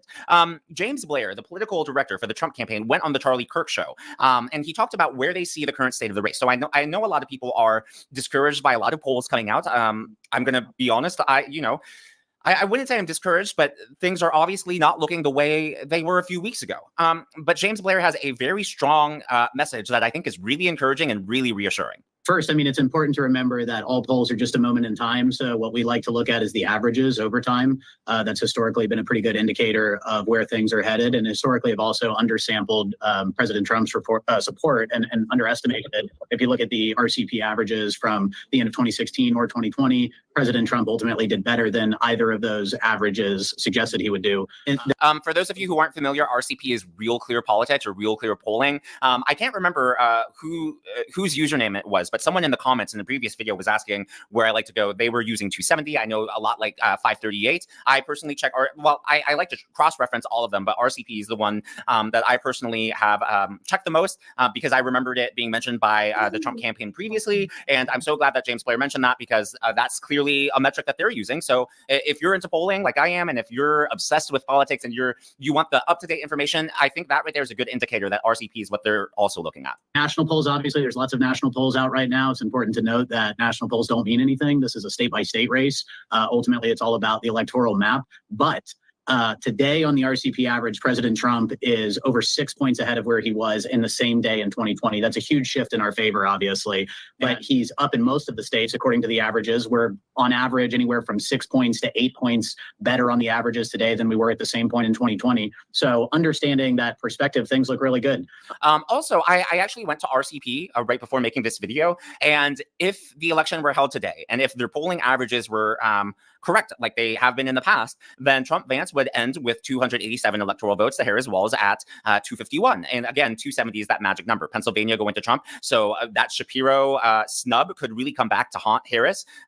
Michigan, Wisconsin at this point, New Jersey's supposed to be going with Harris Walls. But if Trump can just focus on message, focus on bringing jobs back to the U.S., focus on the economy, I think Michigan will be back in play for him. I'm so glad that Georgia is red, Arizona is red. So things are looking good according to RCP. It's true. It's a little bit. Yeah. And remember now with the Virginia law, Virginia's got 13 right there too. So with paper ballots and 1 day voting, Virginia could be very much turn red. Tighter of a race now than it was when President Biden was in the race. But ultimately, that's mostly being driven by Democrats that should have been with Biden-based Democrats really just coming home and expressing some willingness to vote for Kamala Harris. So we feel very good about things. Net, the president is leading and in a much better place from a polling perspective and an average perspective than he's ever been at this point in the race. Now, time is running out for us to really make the case against Kamala Harris. What's really scary, this is from the New York Times. The first state. Nice little calendar there. So yeah, what, next week? Where's we at 13? Yeah, next week is the DNC. We got debates. First state being mail-in voting in September 6th. Presidential debate on the 10th. Which I believe is North Carolina, begins mail-in voting on September 6th. And this is why I talked about the Fox News debate earlier and wanted you to make a mental note of it. So the ABC presidential debate, the only confirmed one, is on September 10. So that happens after early voting by mail starts. The Fox News debate would at least be on September 4. The first state starts early voting in person on September 20th. So I really think that Kamala, excuse me, I don't mean to mispronounce your name, Kamala needs. Just a reminder, we're going to go to the July 13th stuff here coming up with the body cam footage, that's the thumbnail and so on. So make sure you stick around for that. To commit to that Fox News debate on September 4, really put her record on the table. And I think that that is the whole point of this video. The reason Harris is having a honeymoon, aside from the media not doing their job, because the media, they're the ones who enable this honeymoon. They're the ones who enable this behavior. But Kamala is sticking to the script. And I mean that in a literal sense by only looking at her teleprompters, only looking at the words that are given to her and looking down at the podium, perhaps, to address the hecklers. But she's also sticking to the script in how she behaves off the platform. She's not going to the press. She's avoiding tough questions. She's not doing town halls. She claims she's talking to voters, yet there's no footage of her really engaging with voters. So right, where is this footage of her talking directly to voters? She's talking at voters that they handpicked to be at her rallies. So I think the clock is ticking to get her to do that. And I think the more public pressure we can push on social media, because believe it or not, the Harris campaign does look on social media. So I know it might not seem like it does much, but if there is enough pressure, either the Harris campaign or the media will end up folding and she will have to answer tough questions. And that needs to happen sooner rather than later. But as always, all of this is just my opinion, just my analysis. And I would love to know yours in the comments below. What do you think? Do you think it was strange that she was looking down at her podium when the hecklers were off in the rafters? I do. Do you think she was looking at notes? Like, what was she looking at? Was it just a nervous tick that she kept looking down and couldn't make eye contact with them, or couldn't keep eye contact with the crowd, couldn't keep eye contact with the camera? Or seriously, like, was she just looking down to look down, or do you think there was something there? Let me know your thoughts in the comments. All right, we'll let you know. Thanks, Ben. Appreciate that. Good report. Good report. All right. What else do I have left in this bucket? I might save a little bit more for next time since I want to get into the July 13th stuff.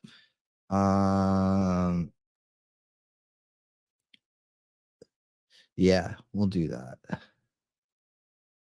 We'll do that. Let me see, 13. Yeah, okay, cool. We're going to do it. We're going to do it. That's what I have for you for the election stuff for tonight. More on Thursday. with news like this about the election itself, people in it. I got a great piece from Vivek sticking to the issues, talking about her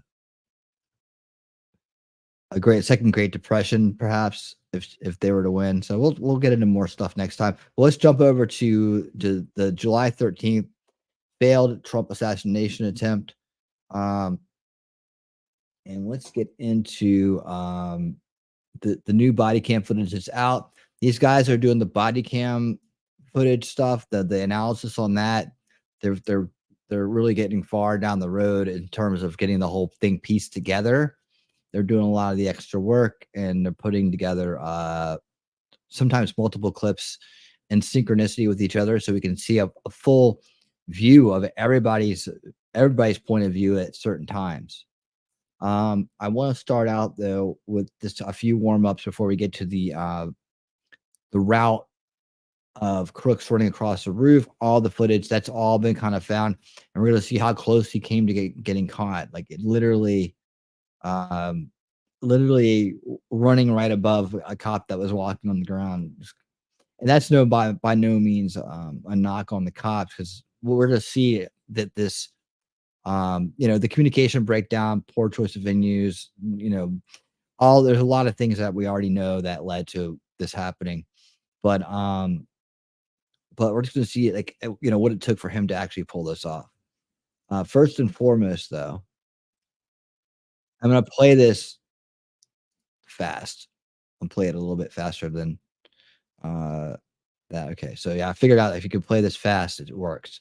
There's only a few parts in here I want to highlight on this first one, even though it's kind of long. There's only a few things in here I want to highlight, and then we'll move on to the next one.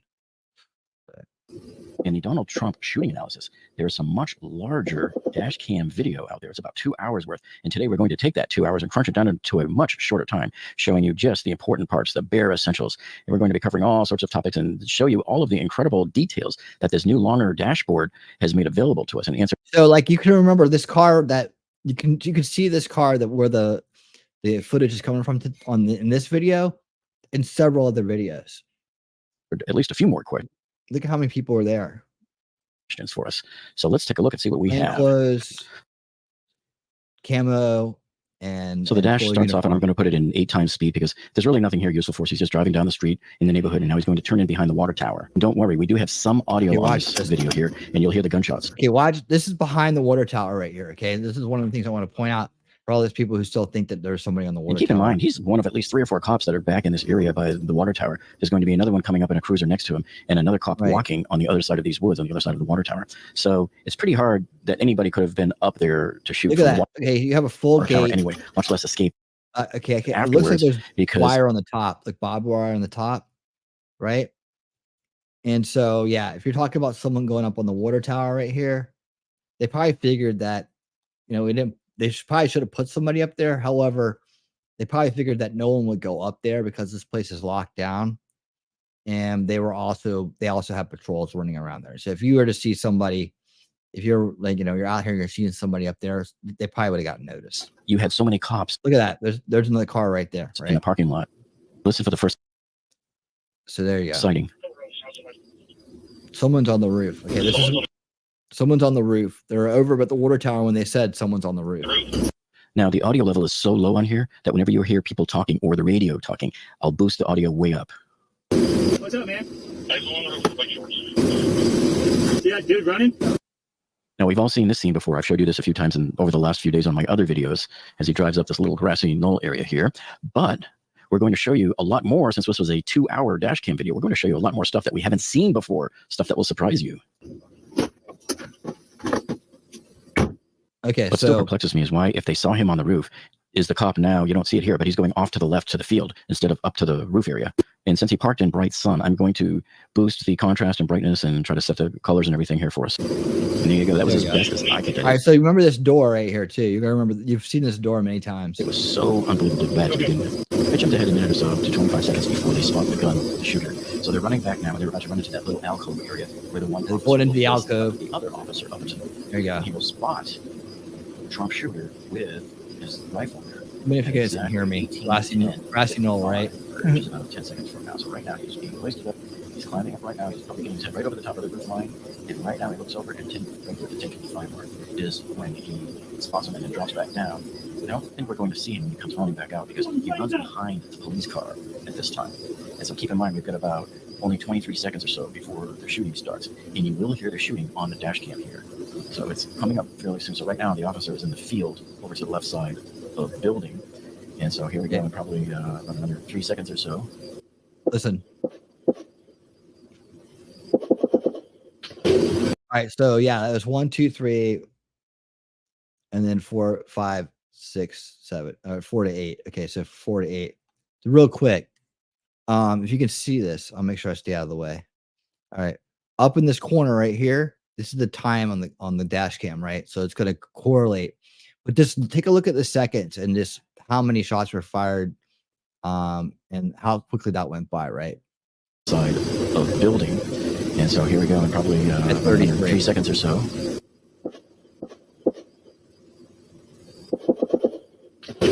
Seven seconds. About 7 seconds. I coincided with when he opened the car door, but I heard it. Don't put up your head. He's right there. Okay, we remember this part. We just saw it from his angle, from his body cam last time. Now we're hearing it from the car. But he came back. Now this is kind of wild because he comes back and he starts putting his gun together from the trunk. Remember, we saw that. You hear him unzip. Now the officer is getting his rifle gear to pull out of the car. Right, but he's really wasting his time at this point because the guy's already gone.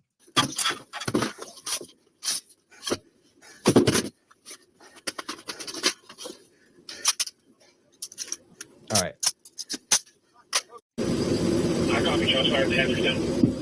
Okay, so he knows he's down at this point. Now this is where a lot of people got it wrong. So a lot of conspiracy theory people have been making boatloads of comments to me saying, "Come on, that building was packed with cops." Okay, so here we go. Another degrift coming up right here. People believing that this building was full of, open access, full of police officers. This is not the case. We were all the cops. That was their station here. No, it wasn't. Here's Officer Greg Nickel coming out. And I thought that he was outside looking for the shooter. So he must have been outside on the other side of the building. I don't know. But he's the only one that comes out of this building right now. And he would be the only one because him and maybe one other sniper should have been upstairs on the second story building, which. So yeah, it was just the people upstairs that were in the building. Otherwise, it was closed access, and that was their way of securing it. They had a key card that let them in and out. Access through this door. That was where they were given a card key to access that door right there. So now you're starting to see other officers arriving on scene. There's your undercover guy there, and there's Officer Greg again. So it is now 2.5 minutes after the shooting at this point, and you're going to see a lot more officers starting to arrive. I'm speeding it up a bit because there's nothing really going on for about the next minute. 1 or 2 guys walk by, and that's it. The first cops are showing up. Now you're seeing Officer Greg trying to get re-entry right there at the door, and it's locked, and I don't know if his card key is working. So there's a few cops that are standing there waiting with him, and so this is why a lot of people got confused, because all of these cops will eventually get in there with Officer Greg, and in future body cam videos, people are going to see there's a lot of cops inside, and they're going to wonder, well, how come there was 1 million cops in there, and they didn't see or hear or anything? Well, it's because they weren't there. Here we are 4 minutes exactly after the shooting to the second that they are now gaining re-entry into that building here again. The building was essentially deserted except for supposedly the 1 or 2 sniper officers. Yep. I don't know. See what happens when people use their imaginations to fill in the gaps? It becomes more sensational, doesn't it? And that officer was so nervously warning people to get cover. They know the suspect is dead. They must think that there was another one, but they are about to sweep the building to check for any other potential shooters. Yep. Hey, did you see who just walked by, folks? Here, let me slow it down for you. Oh, yes, folks. It is the arrival of the famous black telescopic ladder. And if you remember on my previous video, I talked about this black ladder and I showed its origin. So there's one of the SWAT officers carrying it. He started over by the Red Barns, likely got it out of the Bearcat truck. And if you look here at the previous video, you can see that it left the... This is what's great about body cam footage, because it pieces everything together. So you can literally see what everybody did during this time period, right? Field at about 18:14:33, which is exactly. And guys, seriously, wait till we get to the roof stuff. Like, I'm just kind of warming us up with this. But the roof stuff is where it's at, man. Where it's at. So we saw the ladder. The Secret Service guy doesn't go in. The black helmet dude, who I'll call Darth Vader. Yeah, he went in just now. That guy's He's on the one roof that the medics are going to see. And so that's why, like I said before, a lot of people assumed that there was boatloads of cops stationed in this building. There weren't. All of these boatloads of cops are arriving now like 7 minutes after the shooting was over. So when the medic arrives and they see those 3 or 4 cops inside the door there, people think, oh, the place was very well manned, but it really wasn't. It was empty as far as we could tell during the shooting. So inside right now, as the Secret Service allows another SWAT member in, they are sweeping through this building room by room and trying to clear the entire complex as much as they can get from the inside. Remember, all of these buildings are locked, and they have to either knock on the door or have a card key to get in. And I think only one person there has that card key. So this officer here is going to try to get in. He can't get in. He's like, okay, I'll just keep on walking then. Yep. I'm not getting in anytime soon. Okay. Now, again, I jumped ahead a minute, and look who's showing up there. There's our medic officer there, Michelle, and the other couple of cops. And that one guy's going to knock on the door, and then the cops inside are going to let him in. And that's when you see that famous scene that we've showed you before, where they were discussing with the cop there about the ladders, and he's telling them that ladders are on the way. So their conversation only lasts a few seconds when they get in there. And after he tells them how they got up, which is the next building down, he's going to point them to go to that next building down.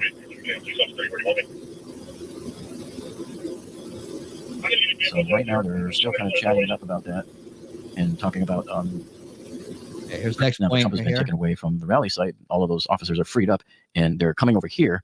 But here's what's coming They up. blocked the door too. They blocked the door. Wait open. for it. Wait for it. Wait for it. That's right. Oh, what have we here, folks? Uh-oh. Looks like they're bringing over a nice little There's the 10-foot ladder. ladder there, huh? That's that ladder that all the conspiracy people kept saying was put in place for the shooter. And of course, we never saw any trace of it, or that's why the cops had to hoist themselves up over there. So they're bringing the ladder right to that very spot now, to where they originally hoisted the other officer up. And then here's a freeze frame of the ladder. It's pretty hard to tell that it's the orange fiberglass with the aluminum scene of this ladder in the past, to where they originally hoisted the other officer up.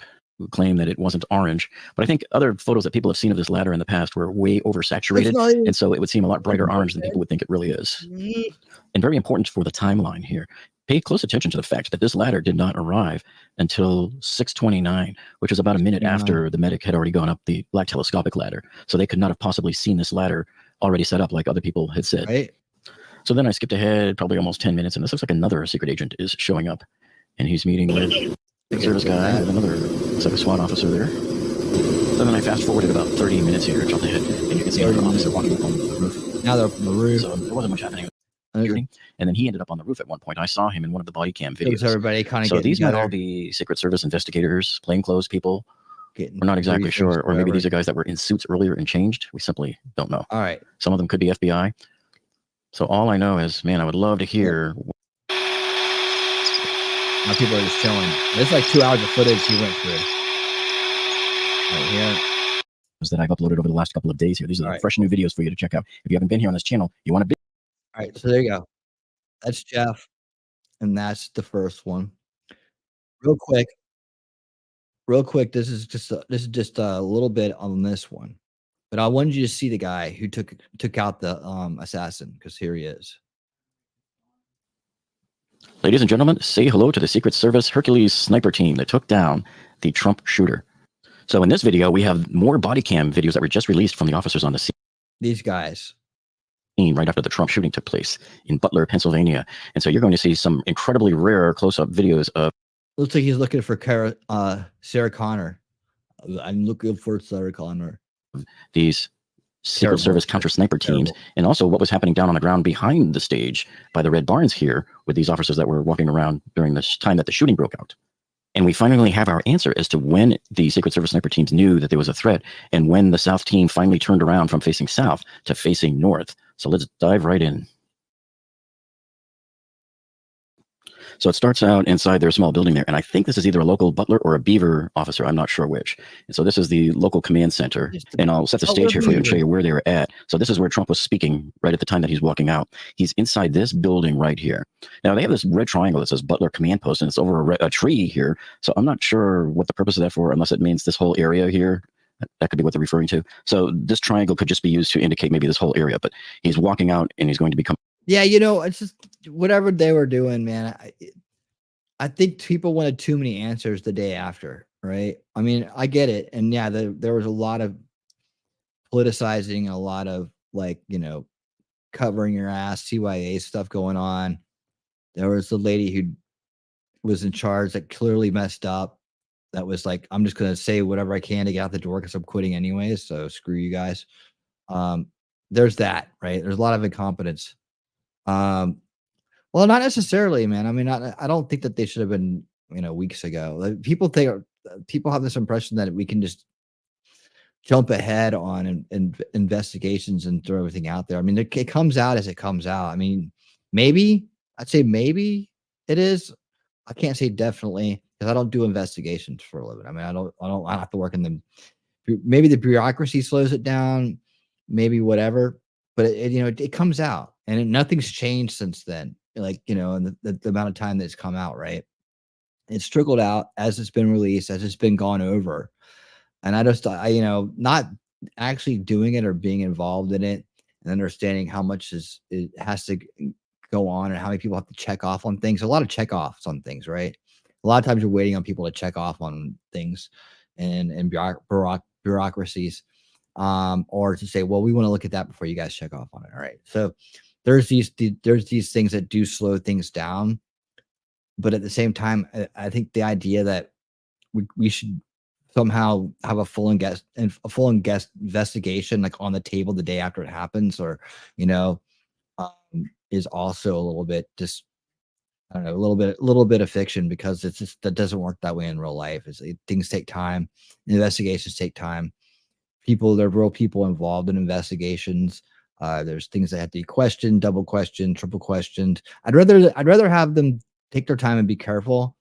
They come out with a bunch of bullshit, and then we all have to sort through it, and then we find that the half the bullshit ain't right. Because like the stuff that came out day one, ladders, bikes, backpacks, all this other shit, grainy footage of the water tower. Think about how many things were wrong on day one.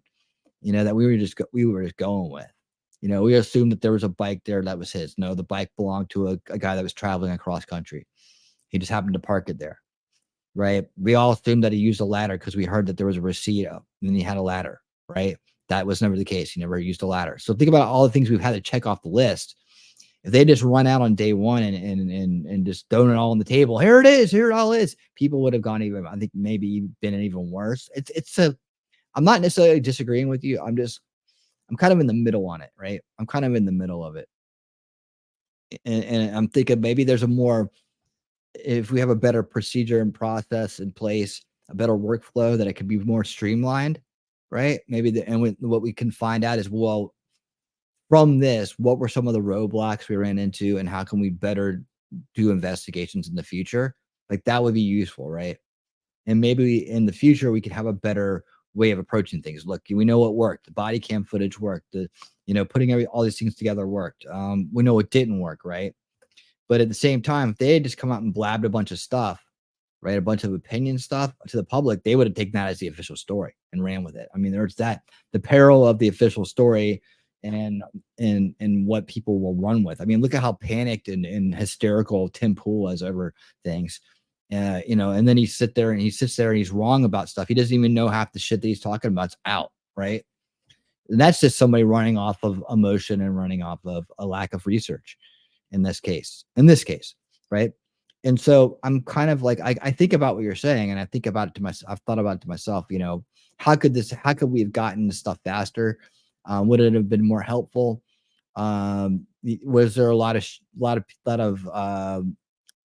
seemingly uncooperative, shady behavior coming out with these immediate testimonies? Maybe the testimonies were a little premature. Well, 31 days. How long should it take? Right. This is again, we're just making this up ourselves, right? Like, how long does it really have to take to do a thorough investigation? Do we know that that's far too long, or is there more to it? How many answers do we want? What if they said they did a quick 15-day, in 15 days they threw everything out there and they still had other things they had to do? I mean, maybe it's just a better approach of more sustained updates with expectations, right? Like if you were in a business, you could set expectations, right, as to what you're going to deliver when. And if you do that, then you manage the process the right way, right? You don't have people upset. They know what to expect, when to expect it. And, but a lot of people are like, why do we get it now? You're going to do something, right? I get it, because we live in a corrupt society with a corrupt government, and we don't have a lot of trust for anybody. So I get it, but that's the whole balancing act we're doing here, right? Trying to figure out between the amount of corruption and all the things we think they can do, or we think they want to do, between how long does it take to do a diligent, thorough, precise root cause analysis job and release facts instead of assumptions or speculation, right? What would we have gotten 15 days ago as opposed to 31 days? How long should it take for something that's already happened to get out a report on it?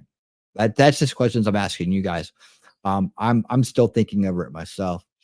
Madcore, I heard something about Australia and IDs today. I almost say I should have saved it. Maybe I did save it somewhere. The government should use their time machine to go back in time to see everything, or the satellites, they can zoom in and track a person for hours. Oh wait, that's a movie. Yeah, that's they have time machines in Australia because everything's fake, right? And then the movie tries to make us think differently. But you know, we're gonna see here coming up here shortly as soon as I get through this. We're gonna see the roof footage. We're gonna see what happens when you wait for the body cam footage to come out. You can piece it all together. Then you do some techniques to stabilize footage, right? And you're gonna see this guy's complete route, right?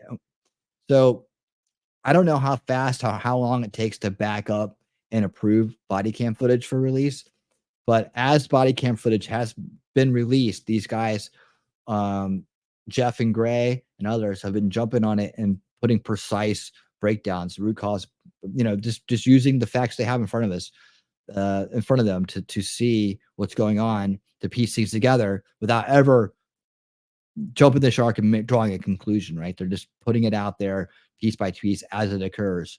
So at least there's that, right? And what we can do nowadays is we can beat the official story, right? We can beat them to the official story just by doing our own work. And that way we have trustworthy sources. We feel like we don't feel like anything's hidden.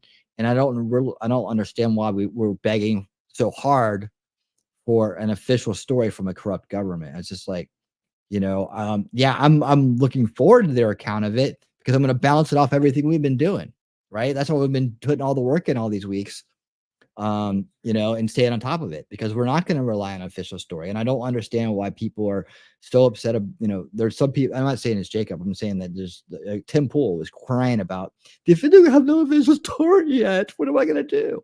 And it's like, you don't want the official story. The official story is, nobody trusts the official story anyways. You know, what we're doing right here is more the official story than anything. And it's out there if you want to take responsibility for what you know and go learn it. Right, or find a place like this where you get your base takes on it, and no one's jumping the shark over here. Because if we had just listened to everybody on day one, we would have, you know, people would have thought there was more than one shooter. That, you know, there was a ladder, a bike, there was someone on the water tower. That they let it happen. That it was all deep state coup, deep state bombshell exposing. You know, that's the shit. That's all the shit we were seeing 30 days ago. It's all over the place, and that was before they even had a chance to get to a committee hearing. Right, with that shit was already out there. So I don't know that we can ever avoid people using their imaginations to jump to conclusions about things, to, you know, in a lot of cases, settle a bias, right, or confirm a bias. And I'm, you know, these conspiracy grifters that are out there, other people that are just ready for something to happen, they got it all figured out. I'm just saying they want us to be that crazy about things, right? They want us to be that overboard about things, because then we're not acting as rationally as our side should be acting, and are, you know, having full understanding that they're full of shit. That's just my take on it. But I think that I don't know. I think that I was going to say this. I think this whole exercise we've been going through, I hope that it's been helpful to a lot of people, and I hope that it's been an example of that. You don't have to rush off and make decisions about things. That information does come out in a timely manner if you stay on top of it, and that you know, this is the way that it, you know, I think this the best approach, right, is to find unbiased kind of like research, right, find authentic unbiased research, right, and work from that, and take everything into consideration, cover all your bases, take in careful notes along the way, and eventually, you know, when you're working with the truth, we'll get the true story. I mean, we'll probably have it before them. Then we can see how bad they mess up the official story, right? That's the fun part. Coming across this parking lot and walking along back here when the shooting breaks out. And you're also going to see the Secret Service snipers here from a different angle that we've not seen before. Now, this officer spends a lot of time walking around, so I am going to fast forward some parts in this video, and I'm going to cut out a couple of gory parts when they show the officers bringing Corey Carpenter's body out of the stands. So he's just kind of walking along out of that parking lot and over towards the red barns there. And you can see the two Secret Service Hercules 1 team that's there on the roof. And you can see right at this moment in time, they just stood up and turned around. So remember, they were facing us before, and right up until this instant, they stood up and turned around, and they're now facing towards the AGR building. So they know. Okay, that's an important thing to note, right? That these guys originally were looking the other way. The guys who actually took the shot and ended the event, ended the episode, right? They were actually, you know, their orders were to look the other way, right? So they had to actually physically turn around in order to get the line of sight. And we're going to see from the footage coming up that the guy, Crooks, used a certain route intentionally to block out the snipers that were pointing in his direction. I guess so he knew full on well that these guys were facing a different way. So he didn't have to worry about them at first. Know there's something up. They don't know exactly what, but they know that the local police are working an issue. And it is now 18. So like, well, how can they let it happen? How can people, they see it, they can clearly see what's going on, right? That's what people are jumping the shark about these days. They can clearly see it. How do they look? This is a travesty. And it's just like, well, do you know that the snipers that really did get the shot and want to have the clear view of what you're looking at right now were facing the other way until they were told to turn around? 10:33, and exactly 20 seconds from now is when the cop is going to be hoisted up onto the roof over in the EGR building and spot the shooter. And man, I got to tell you, this has got to be one of the most critical pieces of video we've obtained yet, because this explains to us clearly who knew what and when. So this shows that at this moment in time, that is when that Secret Service team that was normally supposed to cover the south has now stopped that, and they've turned all the way around, and they are now facing the north. So a lot of us had wondered, when did they first hear about it? So it looks like about 30 seconds before the cops discovered him armed on the roof is when these guys had turned around and were probably getting set up and everything, and still had not seen his head pop up above the roof line yet. Okay, now I've slowed it down to 1/5 of the normal speed so we can watch what's happening. I'm going to zoom into the top of the barn so we can see what those two Secret Service Hercules 1 team members are doing there. And watch this. So here we are zoomed in, and we're panning back over. And now look, they are turning around. See, they're getting their gear, they're turning everything around, and they're realigning and setting up towards the north. The guy's got his rifle up right there, the right side sniper, and he's getting ready to place it onto the tripod, and they are facing north. Oh, this is some incredible data right here. So now we know exactly when these guys turned around here. So it was at 18:10:10. And let's see. So now they are intently facing north, trying to get their bearings, trying to get set up quickly and see if they can't spot this suspect. Now, keep in mind, at this very time, they still don't know that the guy is armed, and they probably can't even see him yet because he's still crawling up the backside of that roof on top of the AGR building. So right now, they're not even going to know that he's armed until the shots ring out, unfortunately. And also, since they don't have clear communication with the local police over there as to exactly what's going on, they don't know where he is on the roof either. See, that's this team right here. This is the team that will eventually take the final shot that kills the shooting suspect over here, because this Hercules team right here, the Secret Service sniper team, Hercules 1, is not in a position to see the shooter because there's a tree blocking him. Continuing on. Okay, so right there, I mean, okay, so you guys can correct me on this, right? But I think I would have done it the other way around. Like, I mean, I think I would have made the guys over on the south side, or whatever you want to call it, this other side, the far side that we just saw. I think I would have had them facing north, and I think I would have had the north guys facing south. Like, they would have been, that way they're covering each other's backs too at the same time. So if you want to talk about, I mean, I could be wrong. Maybe that's a no-no. Maybe that's a no-no for like, is that, do you agree with that? Is that what you're saying right here? The snipers weren't, so you're saying that, you know, they should have been facing the other direction? Because obviously they're trying to cover ground, right? They're trying to cover ground. They're trying to cover this side and this side. Hold on. Click. This side and the other side down there where the shots came from. They're trying to cover both sides from the rooftop, right? And like I said, I would have, there we go. Right here. So these guys are going this way. And these guys are going this way. And I'm just wondering, because of the way that it's set up, I might have had these guys looking in this direction and these guys looking in this direction, because I feel like it covered more ground. And it also would have taken that blind spot away where those trees are. Because when these guys are looking this way, it seems like there's a blind spot. Maybe they thought that blind spot was covered by another team somewhere. Because what, Washington County sniper right here? So this guy could have been looking that way too. I don't know where this guy was supposed to be looking. There's other positions. Of course, you got the guys coming out of the window. Maybe they thought those guys coming out of the window could cover that side too. Again, just very bad setup. That goes up the chain. Yeah, like that. Okay, cool. But then they are exposed to possible fire. Right. So like if they have to fire across, right? That's the problem, right? That's what I was saying. Maybe that's, I would have had a radius something like this, right? Like boom, boom. So they cross over each other's field of view. I don't know. It could be wrong. I'm not a military guy. So yeah, Wolfram is, so he knows. Let's see. There was an obvious hole in coverage. Was it intentional or human error? It's bad setup, I think. That's one of the questions we really want to answer. Probably never know. I was under the impression they were facing the right way, but looking a lot further out. Okay. But this is all wrong. Still, there was a third sniper team at the back of the crowd and the cow shed top left down photo. I think you're talking about right here. Hold on. Talking about right here. These guys. Right here are Achilles 1 is not in a position to see the shooter because there's a tree blocking him. Continuing on, is this? I don't know. We're making we're just guessing here. I'm just wondering. Without being up on the roofs, I don't think any of us have. Very instant right now when the cops on the AGR building notify everybody that the suspect is armed. They just dropped back down to the ground and he was running around the building looking. Okay, there those guys are right there.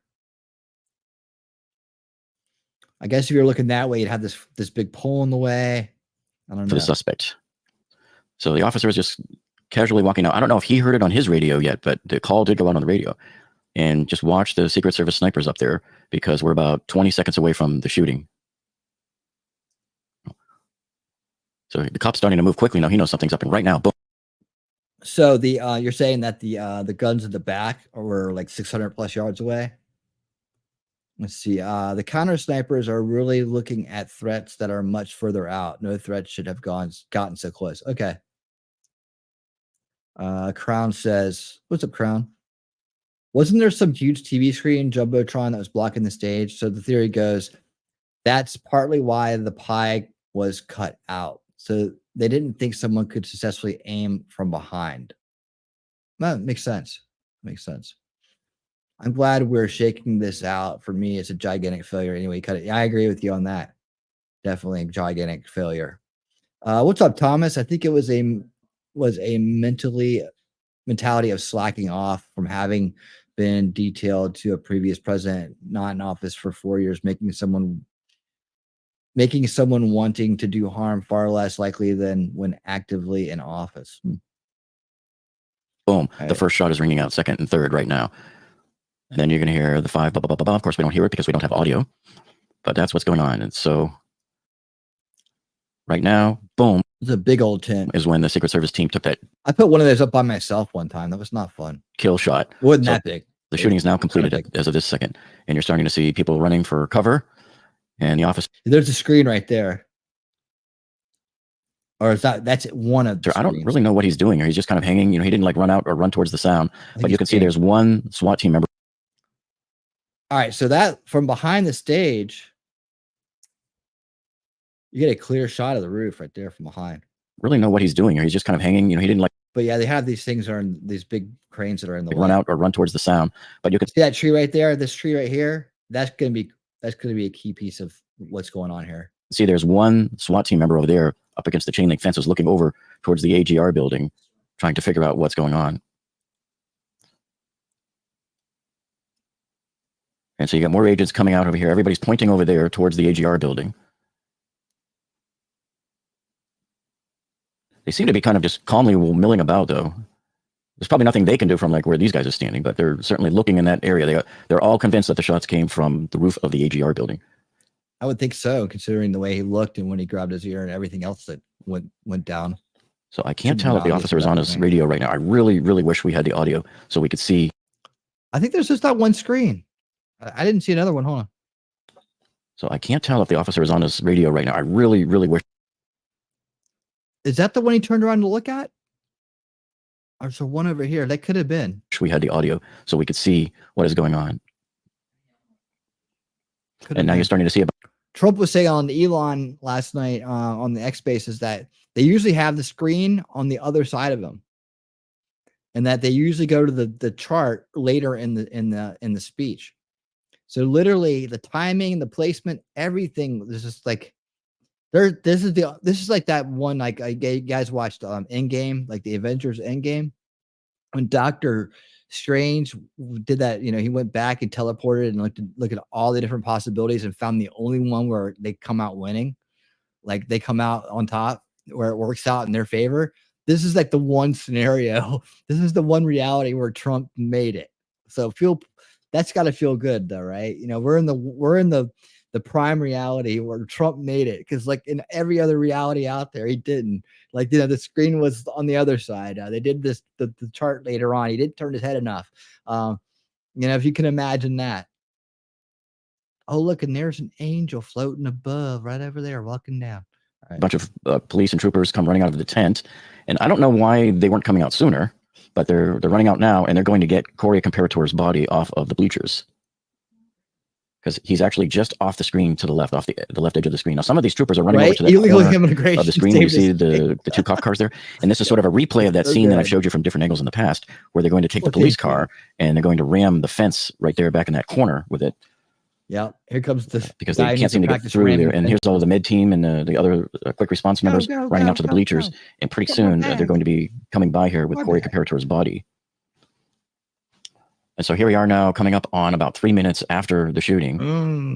And you can see they're driving the police car around in the circle there in the background there. Right here, he's going to ram it into the fence and fail to try to get that thing going. He really didn't give it a very good shot the first time. He really did. Going to back it up, and he's going. That's probably the biggest problem right there, is the fact that this guy just could not ram the key.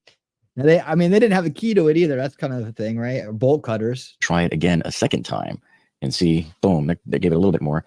So now there's the ladder. Did you see that? Here, let me replay that for you. And so there it is, folks. See that telescopic ladder? Here is the origin of that telescopic ladder. 3 minutes exactly after the shooting, he's running across the field with it. And I've showed you in the past, we just didn't know really where the ladder came from. So apparently it probably came out of the Bearcat truck that was parked behind the barns over here and was kept in there. And so he's going to run that across the field and throw it over 2 fences and get it over to the building where you saw them in my previous videos. Yep. So now this crowd of cops right here is trying to fit through the opening that they've made in the fence so that they can all run across the field to get over to the AGR building. So this is a different angle on what we've seen here. And you can see there they go. No matter which way you look so at they're all making their way across there. And so here's a look at the stand. That's the one screen. That's the screen right there. That's the one he was looking at. All right. Let me back up for 1 second here. So they're all making their way across there. And so boom. All right. So there's the screen. There's a truck. There's the flag. So right over there would be the roof. Like right behind this truck right here would be where the roof is. So yeah, that might have been a bad angle for this guy. Here's a look at the stand. So by now, Trump has already been removed from the scene. We are at now almost 4 minutes after the shooting at this point. On that. And I don't know, I can't see anybody on the roof yet of the AGR building. I can see the flag waving in the background behind it. So it should be, once they get that black ladder over there, although I do think 1 or 2 of the first officers climbed up that pallet that they stuck on top of the plastic shed to gain access to the roof. So here they are bringing Corey Comparator's body. I cut out a few seconds. I didn't show the part where they were walking by the camera with his body. I just didn't feel everybody should see that. Yeah. And I didn't want to humiliate the families. We're all good with that, man. Nobody wanted to see that. We understand. It's tragic. So here the cop is now walking back around, and you can see more police officers are coming out. I don't know why they're all here behind. Now, what you guys pay attention to these dudes right here, man. This is, if you want a reason to get mad, the Secret Service, here it's coming up. The truck when they know the shooter is down. I mean, who are these guys? They're standing behind a truck. This is gotta realize this is like shit's already gone down at this point. They already got Corey's body into the tent. What's this? What are these guys doing over here? This guy looks like he's wetting his pants. They're hiding behind the truck. Look, and he's got his gun. He's got his hand. They both have guns in their hand. For what? I mean, anybody can sneak up behind you, dude. I guess their job. Job is probably to just guard this tent area. Guard the tent area. Okay. From what? There's undercover brother, man. Like what's going on here? Like, they all got their guns the same way. Look at these guys. I wish we could. What are they doing? They're all hiding. Hear what these guys were saying. There's no audio on this entire video. The hair is not regulation. And I believe that's Corey compared to his family that they're escorting. I'm not going to show you the rest of it. I just removed a few seconds again where they walked right. Look, he's still over there chewing gum in front of his body camera here. I didn't he's chewing gum. Want to show the pain on it. He's chewing gum. He's got a firearm in his hand. He's leaning against the truck. He doesn't look like he should even be there. Like, is this the Secret Service or the FBI? Is this the best and brightest we got going on here? Like, what's going on here? This looks so weird to me. Like, talk about weird stuff. So he's just kind of standing here now. And then it's been probably coming up on 6 minutes after the shooting, and you can see officers on top of the roof over there now on the AGR building. It's make no sense. And you can tell that those guys were listening to a radio. I mean, they weren't listening to anything. What were they doing? They're hiding. If I was hiding behind a truck like that, I'd be embarrassed. I really would. I couldn't do that. I'd be like, I got to get in the action. I got to do something. I can't just sit here and guard a truck and hide back here with my little friends. You know, it's like, I'm going to speed this up 8x over the next several minutes. He's just basically standing there, not doing much, and so there's not much happening. These guys are still. But if you want to see the full version in real time, you can go look it up on the internet by typing in that number up there in the upper right-hand corner. See the number right here, and type that number and get all of it. If you want to, see that BW. Look, he's still peeking around the truck like someone's going to come and get him. Yeah, I blame this guy. C2-122104. What are you doing? Stop. That is the clip identification number. Look at him. I mean, does he know how to use the gun? Probably. Probably Secret Service. It looks like he had the lapel pin. Wasn't it confirmed that the team was composed of alternatives? Yeah. And potentially had never worked an active op together. Yeah, I think that's definitely beta. Yeah, I think that's definitely part of the problem here is I think this is where you're seeing your DEI or something. I don't know. Or file name, whatever you want to call it, for this video clip. And again, I'm going to speed it back up again. He's at least that guy's just milling about. Do something. And let's see what happens here next. Get them digits. So now you have this guy right here is going to come up and start talking to the officer. And man, am I regretting that we don't have audio here. I don't know what he's saying to him. Free pizza in the tent if you want it. And he's saying, what are these idiots doing hiding behind the truck? Who knows? Exactly. So you can see there's more cops. I don't know. They're just kind of going back and forth and back and forth. I don't know. It's like maybe those guys needed a police escort from behind the truck. What they're all doing. I don't know. I think some are probably running into the tent. They're probably preparing for the helicopter because I know that they airlifted the injured out of there. So now the cop is going to walk back towards the building. And as he's walking back, he's going to be stopped by, hey, see that dude right there? Okay, so it looks like they left at this point. Are they over there or over there? I think they're this way. You just walk by on the right. We saw him on the roof later on, I think. There he is. Nice snooping around the tent. So I don't know. He's just pacing back and forth. And I don't he's going to start talking to this guy. I don't know if that's a Secret Service guy or if it's just an aide to Trump. Yeah, I know. I don't know, man. Saw a badge there. So I would love to hear what they're talking about. He's they look like they don't have a clue on what's going on. They really they look completely lost, and like they haven't been prepared for this. There's nobody. Doesn't look like he's in charge either. They're not looking to take orders and carry out assignments, right? Directly over to the AGR roof. It looks like to me. Like it sounds like the shooting came from that roof over there. And I would love to know what this conversation was about right here. Yeah, right. I'd like to know what this guy's job is. Are you going to do anything with the break-ins to Trump campaign headquarters in Virginia? I was going to see. I know they're looking for a guy who broke in. They were looking for, evidently got their hands on, or were looking for some JD Vance, like vetting materials, maybe for strategic reasons. I have no idea. So I'm just going to let it bake for another day or two, and then probably bring it up on Thursday with this, see what comes out of it. Maybe they can catch the guy, and we'll know more about it by then. I just don't want to.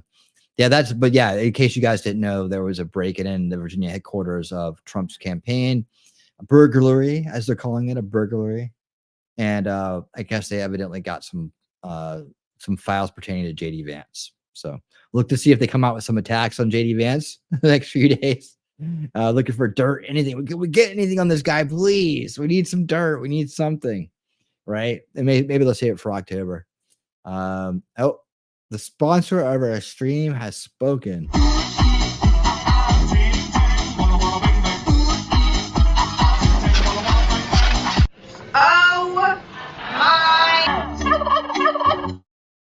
Stream sponsor T-Rex Trucking anymore. Thank you for the $5 super chat. Those guys were there to chew bubblegum and protect the president, and they had plenty of bubblegum. I guess, man. I mean, they should have been doing something, man. They should have been trying to help out. I mean, they could have gotten water for the family. They could have done something. They could have done something. If it was Virginia, then it's the same state. They just passed a law requiring. Yep, we covered that earlier. That they passed a law that says you 1 day voting and paper ballots, and you've got to have an ID. Go Virginia, man. I'm so happy with Virginia right now for doing that. It's going to get them out of that Democratic cage they've been in for so long, man. And I'm telling you, there's a few areas they got to manipulate in Virginia in order to do the same dirty tricks they do everywhere else. That's Richmond, Virginia Beach. For the most part, those two areas, if you just, manipulate those two areas, you can probably swing the state, which is a shame because, makes the people that are from there look bad. But anyways, I'm glad that we finally got a base dude in there as governor, and he's making things right. And I hope that all the good people of Virginia are getting behind that and feeling how good it feels to actually be on the right side of things for once. And I bet you there's a lot of people that have been frustrated, especially outside of the cities, have been frustrated by the bullshit elections for the past several decades, and they're ready to be back to who they are, because most people in Virginia aren't blue. Okay, so look, these guys are just ate up. They look a lot like what most preppers are going to look like when the shit hits the fan, right? That may change from blue state to red state. Yeah, I think it's going to change. I do. I really hope it does. I know people there aren't as soft and weird as people like as the voting would insinuate. Crown Target, for all we know, bro, has a nicotine addiction and didn't have a chance to get his smoke break, went off, increased stress, so gum chewing increased accordingly. Yes, it could be. But I mean, why are you hiding behind a truck, you wimp? He just keeps pointing back over there at the roof. I'm gonna hide behind the truck some more. That's a truck where we're hiding behind, right over there. Yeah, that truck. That's what we did. All right, so you're gonna see this state trooper come running up over here, and he's going to tell him something. He's probably telling him, "Hey, we need crime scene tape or something like that." Yep. He's like, "Oh yeah, I got some over here in the car." So they start running back over towards the Butler Command Center. He's definitely looking for tape. And there's the Bearcat, and that telescopic ladder probably came out of this Bearcat truck right here. So they're running back over, and what happens next here is sort of puzzling to me also. So let's go see what they're up to. So I'm going to speed it up a bit, and he's going over here to the trunk of his car, and he's pulling out the crime scene tape, gets in his car, drives his car about 75 feet, and gets out of the car and hands the tape. And then the trooper runs back over to the other side with the tape. Now you're starting to see a few more officers arrive on scene.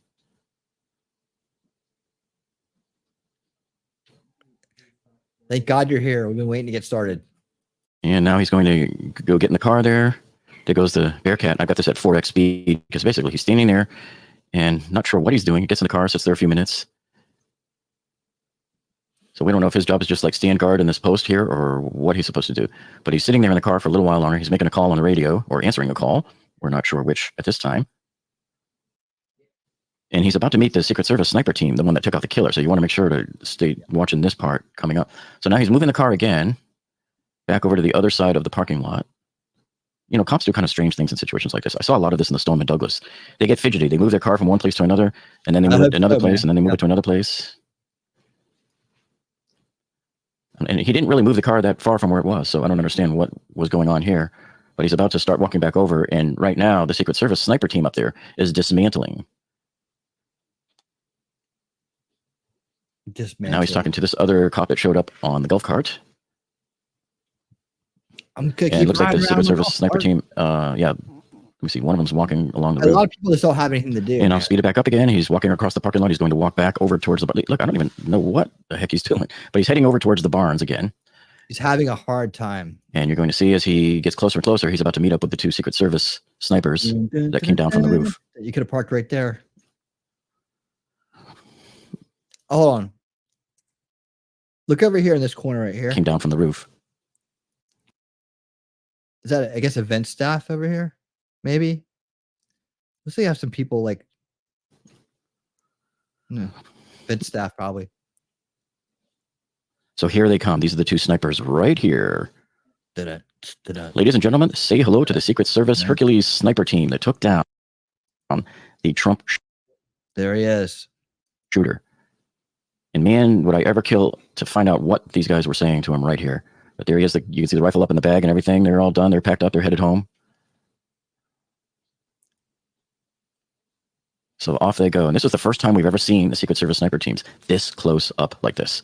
Yeah. So this gave us some really good info here, especially noting the time that they turned around up there on top of the roof. And then, of course, the rest of the video is just him kind of walking around back and forth. He's making a few phone calls. All right.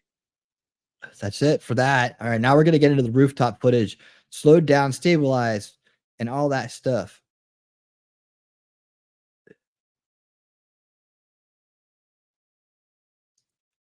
What's that? Was on your stream and whatnot, but started getting censored by YouTube and got frustrated with them. I had to get some work done. I hope the stream went well after I left. Oh no, everything was good, man. Sorry if you're getting censored by YouTube. I don't know what the hell they do, and I never know when it happens. Okay. A couple different takes on this stuff, but this is the newest stuff right here. Now, this is really going to piece together a lot of the timelines, man. This is stuff's really cool. Like where we're at right now with the body cam footage is basically we already know what's going to happen before the official story comes out. Like seriously, it's like we don't need your damn official story, man. We got base people out there doing good work, and plus, as long as we have the evidence, we can figure this stuff out ourselves. Someone's on the roof. We have an action-packed video for you today. See that dude running? We have more police body cam video to show you here just before they noticed the Trump shooter running on the roof. And here you can see it circled here, and we're going to analyze this. And this provides us with a valuable second view showing the Trump shooter running across the roof from a second viewpoint, which now completes the puzzle picture for us, showing us where he got on the roof. And we are going to show you today how the Trump shooter got up onto the roof. There it is. That was it. Roof of the AGR building. Okay, so why are you doing this to me? Hold on. Hang on 1 second.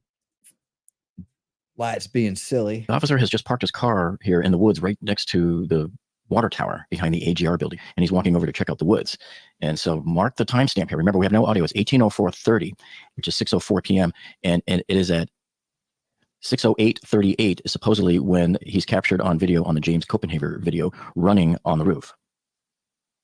Now I'm going to skip through some of the boring parts here because they don't add anything to the video. If you're frustrated by that and you want to see the whole clip, just search by this clip number here in the upper right-hand corner, the BWC2-122111. You'll find it all over the internet.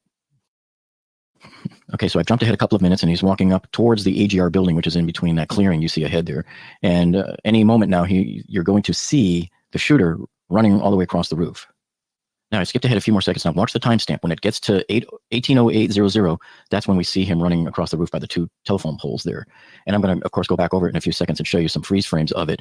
And I don't know at this time if the officer saw him or not, because he is still a reasonably good distance away across the parking lot. But I would have think you would see somebody. Now, look at his hand. I don't know if he's going up and telling people he's doing the push to talk on the radio, and if he's radioing that, hey, I just saw a guy running on the roof or not. But look at that timestamp. It's somewhere around 18:20 or so when he was doing it. So don't know for sure, but he must have seen the guy running. And then we're going to zoom in and show it to you even better, and you'll see it very clearly. Yeah, there's going to be a bunch. There's going to be a bunch of different opportunities to see this closer and closer from different angles and stabilize. Hey Heidi, how you doing? Did you hear that? It came over the radio, so that might have been the officer that was walking in the clearing, and then the guys in the car. See that dude running? So apparently, both of these cops might have seen it because he said, "Did you see that dude running?" So we finally have audio on this one. At least this version has the audio. And then we've seen all of the rest of this. I've shown it to you before. So notice how those two cop cars that were on the other side of the water tower are suddenly now zooming into the parking lot, presumably because they heard his message that there was somebody running on the roof. And it looks like still at this point, the officer has not activated his audio yet. And remember, there's about 2.5 minutes now before the shooting from this point. Now, a dude you know from Twitter/X made a stabilized version of this with a circle on it, and he zoomed in on it too. And you can clearly see the shooter there in the middle of the circle. So he's standing back up on the roof. And again, this is not pixelation like the fake water tower shooter video nonsense.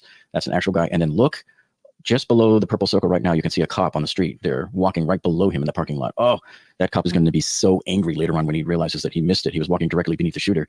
But you can see why the shooter being up top on the roof there has the advantage. See? And he's running along in a pretty good clip there. You can see it. He's moving along there. So now he's getting ready to hit that last section there by the pine trees as the cop car is pulling up there. And that's probably why he dropped down right then and there, because the cop car was coming in. Now watch closely here. He just threw the backpack. Did you see that? Up onto that roof so he could shimmy up and climb up there. And that's how he did it. So this is a stabilized version. So I believe they double stabilized it on this version. But you can see him. He's definitely standing up there. He's fully standing. And in slow motion there, it looks like you can see that other cop that I told you before walking directly beneath him. Oh, I mean, look at that, right? Looking around, and the guy's right above you. Oh, I mean, there's no way he could have known, right? There's no way. I'm just totally going nuts over that. If only they had known. But yeah, you can see how this guy made very quick time of getting from one end to the other end there. So just a brief overview of where he's at. Trump is right now speaking on the stage. He's positioned right about here. And you know how the property's at an angle there, right? So anybody shooting over this way could potentially see somebody running on the roof from right along this as going left to right. That's how it could appear. But anyway, the cop was right over here in this clearing, coming out of this clearing, walking over here towards the building. And then we're going to see the shooter run from here, clamber down over here, and climb up over here, and then run the whole rest of the way, all the way down to here. All right, so now I'm going to show you here, and here's right around the time that it happens. I'm going to stop it right here. So look at the timestamp up here. We have 2 seconds to go, I think, before we're going to start to see him running over here. So I'm going to go frame by frame. And as soon as the sun glare goes away, I want you to pay attention to the 2 telephone poles that are right over here. So now we are at about 1 second away.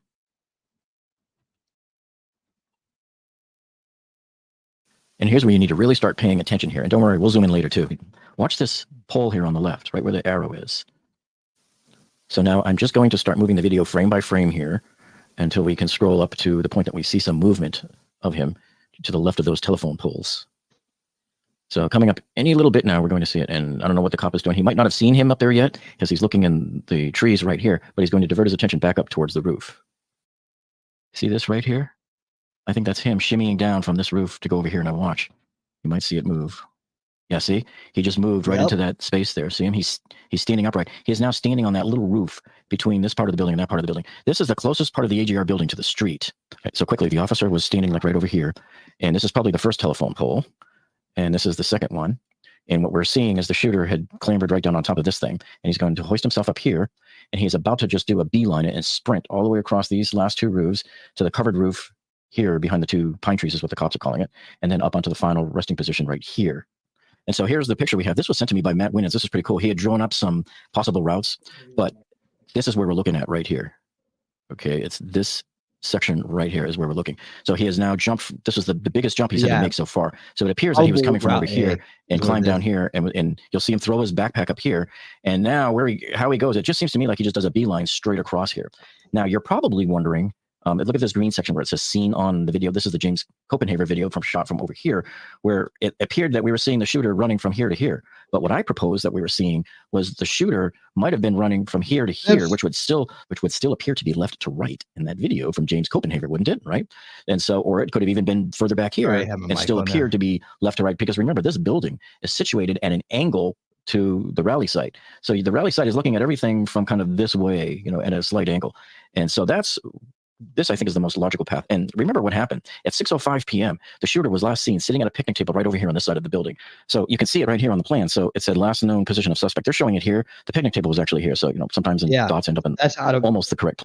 That's out of position. It was closer to over here. Place on diagrams like this. But the officer was likely right here because this is the 2nd floor of the building where the snipers for the police were supposed to be right here. And they said that they were following him from window to window, looking out to see where he was going. And they saw him walk in this direction was the last they saw him. So the video we're analyzing now, we're seeing him. He had just jumped over this little covered hallway right here in this section. So this is why I think he's going to be just running straight down. But there's one other thing I wanted to point out about this here. How many of you folks noticed this? They've never mentioned it, but they're saying here that there was a police sniper here in building 4, supposed to be. It says it in this drawing. So was there one, and where was he at? That means there should have been at least 3 guys, 3 different snipers for the police in these two buildings here. I don't know if that was the case or not.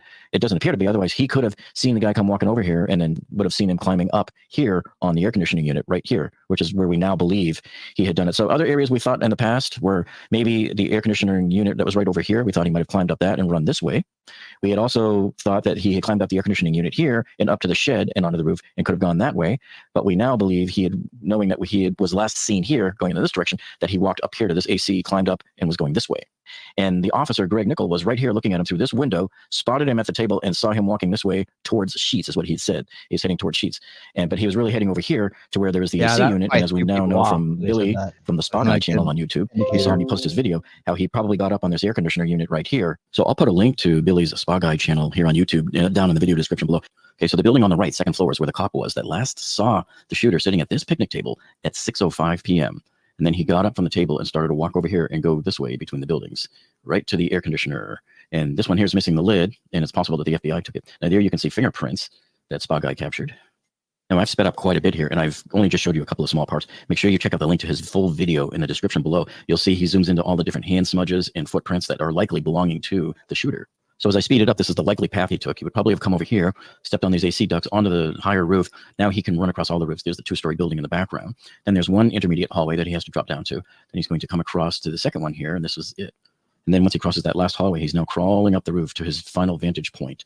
And this is it right here. So now you're getting the actual view that the shooter had right there at the ridge line. He probably set his rifle, the tip of it, right on the end of that ridge right there. Now, as the officer heads into the parking lot, there comes another cop car arriving. And he's just going to be walking across the lot, heading towards the building there, probably in the location where I think he did see the shooter running across the roof there. So as he's getting closer and closer, so he's walking across the parking lot there. And as he gets closer and closer, he's going to head over towards the pine trees, because that's probably where he may have seen the runner end up there as he was shimmying up the roof. And I thought I saw him poke up just a second ago there. I'm going to rewind that a little bit later on, and we'll see and zoom into that. But as he's walking across the parking lot, you're going to see the cop who eventually climbed up on the roof is going to come around the corner there, come running around the corner and run into the alcove area. See, so he's pointing in here to these guys. Let's go in here. Let's go in here. And here comes the other two cops. They're running. And the one cop is going to hoist the other cop, but I don't think he's going to wait around to see it. I wish we could have seen it, because I wanted to see what it looked like from this guy's point of view. That would have been the best spot to see it from. So right now, the other officer is being hoisted up, and at exactly 18:10:55, look at the counter on the upper right, is when he will see the shooter. So he's climbing up, and right this very second, boom, right now, the other cop is seeing the shooter, and you're going to see him come running back out of the alcove. There he goes. See, so this sort of coincides with all of the other stuff we've been seeing on the timeline. And so now we're about 25 seconds before the shooting is going to take place. So you can see he's got his gun out now. Now that he knows there's a threat, the gun is out, and he's walking along. I don't know why he's heading back over to this spot. I guess he's going to see if the shooter up on the roof decides to come back running this way to the right. And he might be talking into his mic. That's why you saw his arm covering. So the shooting just took place now, the first 3 shots, and we're ready for the second 5 shots. And so now there's the section that he climbed over. Right now, the shooter is dead as of this second. And so that's the first spot that we showed you earlier in this video, where he was shimmying over and tossing his backpack from that little covered hall right there on to the other part of the roof, where he then beelined it down to the other end to take his place and fire those gunshots. Now, I've gotten a lot of questions from people asking me, okay, come on, Jeff, there's no way a gunman can run all the way across that big old metal roof making all that noise without people inside the building hearing him, all those cops stationed in there. Well, first of all, I never saw an official report that said there was all those cops stationed in there. There weren't all sorts of cops and a big command post inside that 1-story building. So I don't know where that report came out, because when you look at the official report from the police department there that shows who was assigned where, it only looks to me like there was possibly 3 people inside on the 2nd-story building there, and it didn't indicate any others in the 1-story building. All right, hold on.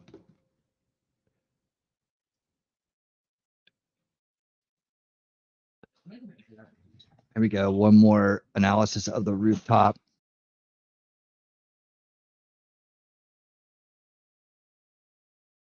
For example, I tried to do a screen record, and that's one of the problems when people do screen recording. Every time it's recorded from one person to the next, you lose a significant amount of information. And even though there's actually websites out there that would put the videos in full out there, by the time you record it, you've lost that little bit of information. While you could still see a blob moving around, you couldn't really see exactly what was going on, and you actually couldn't even see him in different portions of the video. You could even make out when he kind of threw the backpack up on the other roof and then climbed up. Now he's picking up the backpack and he's moving. Now, if you look carefully, if you have a big screen TV or zoom in with a cell phone, you can actually see him moving across. right there. And he's just about in front of that second story building that the snipers are in. We just He's running saw by this. and he's A just little bit about of there. He goes repeating past the here. corner, A little and bit then of he goes repeat. down too low. You can't see him now. You can see on the left the police cars coming in that we've seen the view from those seen videos. this. Now here it is zoomed in a little bit. See how he came down and he And- threw the backpack up? I think it's right. Let's see, let me get to the right one. This one right here, a bench right here, a picnic table, right? And then he heads off in that direction. But the picnic table is not right here. It's over in this area. I mean, it's not incredibly important. It's just that they didn't put that in the right place on the map. It kind of bugged me because I was looking by the side of this building and I could never see one. There's a picnic table right here, though. Yeah. Right. So if we go back to the drone footage, see how the picnic table's right there? They have it right here, and there doesn't seem to be one in that area. And this is just, I'm only putting this in here to show you that information. And now here's video from his on the roof, just about where we see him. There Now we see go. out to the left there as That's what I the wanna show drone you was guys. turning there. Let's go back up and play that again. Hold on. Now right back in here, that officer walks in from the side off to the left there. And you can see, even from back here, he planned this really well. Yeah, so look at that. Look at that. He knew that this tree was blocking the sight of the sniper. Because the sniper's right behind. Yeah, So so what right he did behind is he him. let himself So yeah, so you can see it. He planned this route out. down right here, and then he threw his backpack up onto this roof and then climbed up, waited for a while, and then he moved forward. And this, they're actually pointing out things that they think might be related to him. Could also be law enforcement because they were up there later. And so that's what it looks like. He dropped down from here, and look at that right there. That's the Doesn't look opening like a big where that drop, does officer it? was walking. So if we go up to It's probably more than we think. Google Earth 3D view, it's looking right down that. So when he let himself down onto this bridge, for lack of a better term, it's at an angle like that. So let's go back up in the air here. And when he comes out and he's filming from right over here, notice how it's at an angle. And so you don't really get to see him drop down, but you do see him after he's already made it down, walks across, throws the backpack up onto the roof, and then he just runs straight across like this. And he makes it onto this one. I think that's why it looks like he kind of like ducks down, obviously, because he runs like this. And it's interesting because in the background, if we go back in that video, let's take a look back, maybe right around near the end. See that one tree and that large pole there? Let's go to Google Earth. So I think what we're looking at is, you know, when he's walking, it's probably this, like that. That's the big pole. And, you know, because he sort of started walking out into this direction after a while, right? So let's go back to the original shot in this one, and we'll be able to see exactly what he was doing. So the officer walks out. I'll just move it forward a little bit. And it does seem like even from here, so you can see him even running in the shot here, but even from here, it's the second cell phone tower over to the right. So if we bring this back on, so it is going to be that. So it's just like this. And yes, you can see that tree in this image, and it's going to be the tree that I have it on. So it's just like that. So he runs by and then he goes down right after the tree. So let's see where that would put you. Yeah, look at that. That is right when he steps down. So he runs across. He's actually just running straight across, but it looks like he's over by that corner. But if you notice, the little bridge is right where he disappears, and that's when he went down, and then he crawled up onto the roof here, and this is where he was laying when those officers, just like a minute or so later, or a minute and a half later, climbed up, and Thomas Crooks saw him and pointed the gun. All right, so let's get back to what we were just looking at a minute ago. So we were flying right here, and there's that opening back there. So you couldn't see him as he came down on the front side there. And this is where he would have ran, just straight across. He didn't go on that little dip there. He just ran straight across. And this is what his final look would have been like. The spot guy actually filmed from the particular flat that he was in. And look how high those ridges are right there, or ribs. So he could have just easily have turned the AR-15 sideways and slid it up the bank of the roof, which isn't really that steep anyways. But the barn is right behind here that had the snipers that were facing him. There's another barn right over here that could see him, but at the time he made it onto the roof, they were actually facing the other direction. All right. So I think this is pretty interesting. And let's take a look at it from the top again. So just overall, the officer came walking like this. Crooks, who was seen on a wall that was right here, came around and eventually was seen spotted sitting on a bench over here. Then he went this direction. Now, the sniper that was in this building that saw him do that said he was headed towards this gas station over here. Right. And so everybody started looking around in this area. And that's why the officer was over here. There was his two police cars. They kind of looked in this area and didn't see him. And I think eventually they realized he didn't really leave the area. And then Thomas Crooks then walked back here, climbed up onto this, up onto the roof, and then around, then onto this roof right here. And then he dropped himself down, and then you see him throw the backpack up onto the roof here, and then he runs straight across. And in the Trump video, it looks like he's running left to right because it's the angle of the roof. So you look at from a camera that was over here. Let's put a camera. Let's just look at it from this angle. If you were on these stands here, So if you look up in the air, see, he came up on the roof over here and he ran like this. Like it. So it looks like left to right. So let's just get right where it was. So it was from this position. And then these are the stands. So let's go down. And that means you could see him running from right here. Oh my God, they totally saw him. Why didn't they do anything? So it looked like he was running left to right. And I think the Trump video absolutely matches up. The time is exactly the same. And, you know, we've played that multiple times. We can play that right now if you want to. Should we bring him up for a couple of minutes?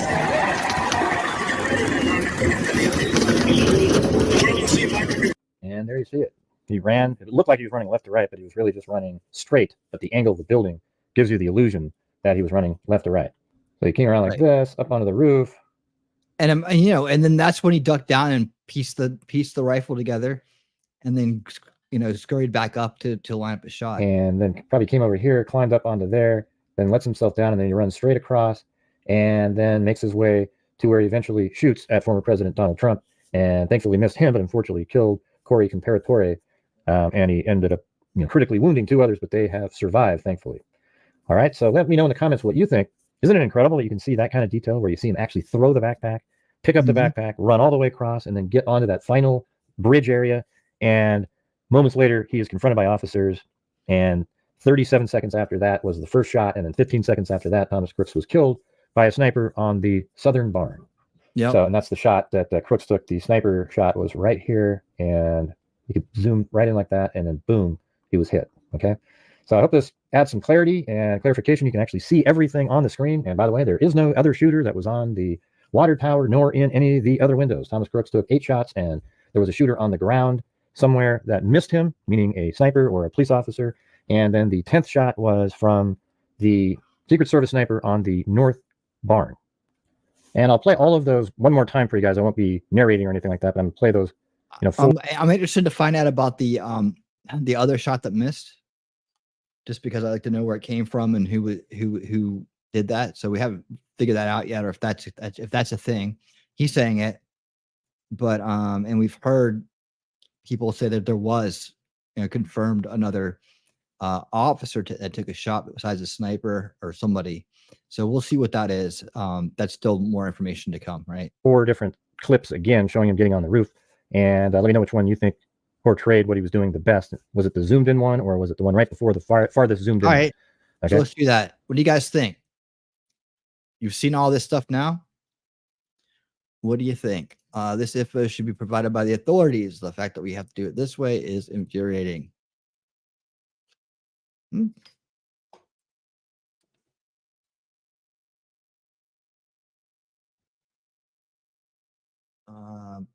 Yeah, I mean, at least we can trust our own eyes, right?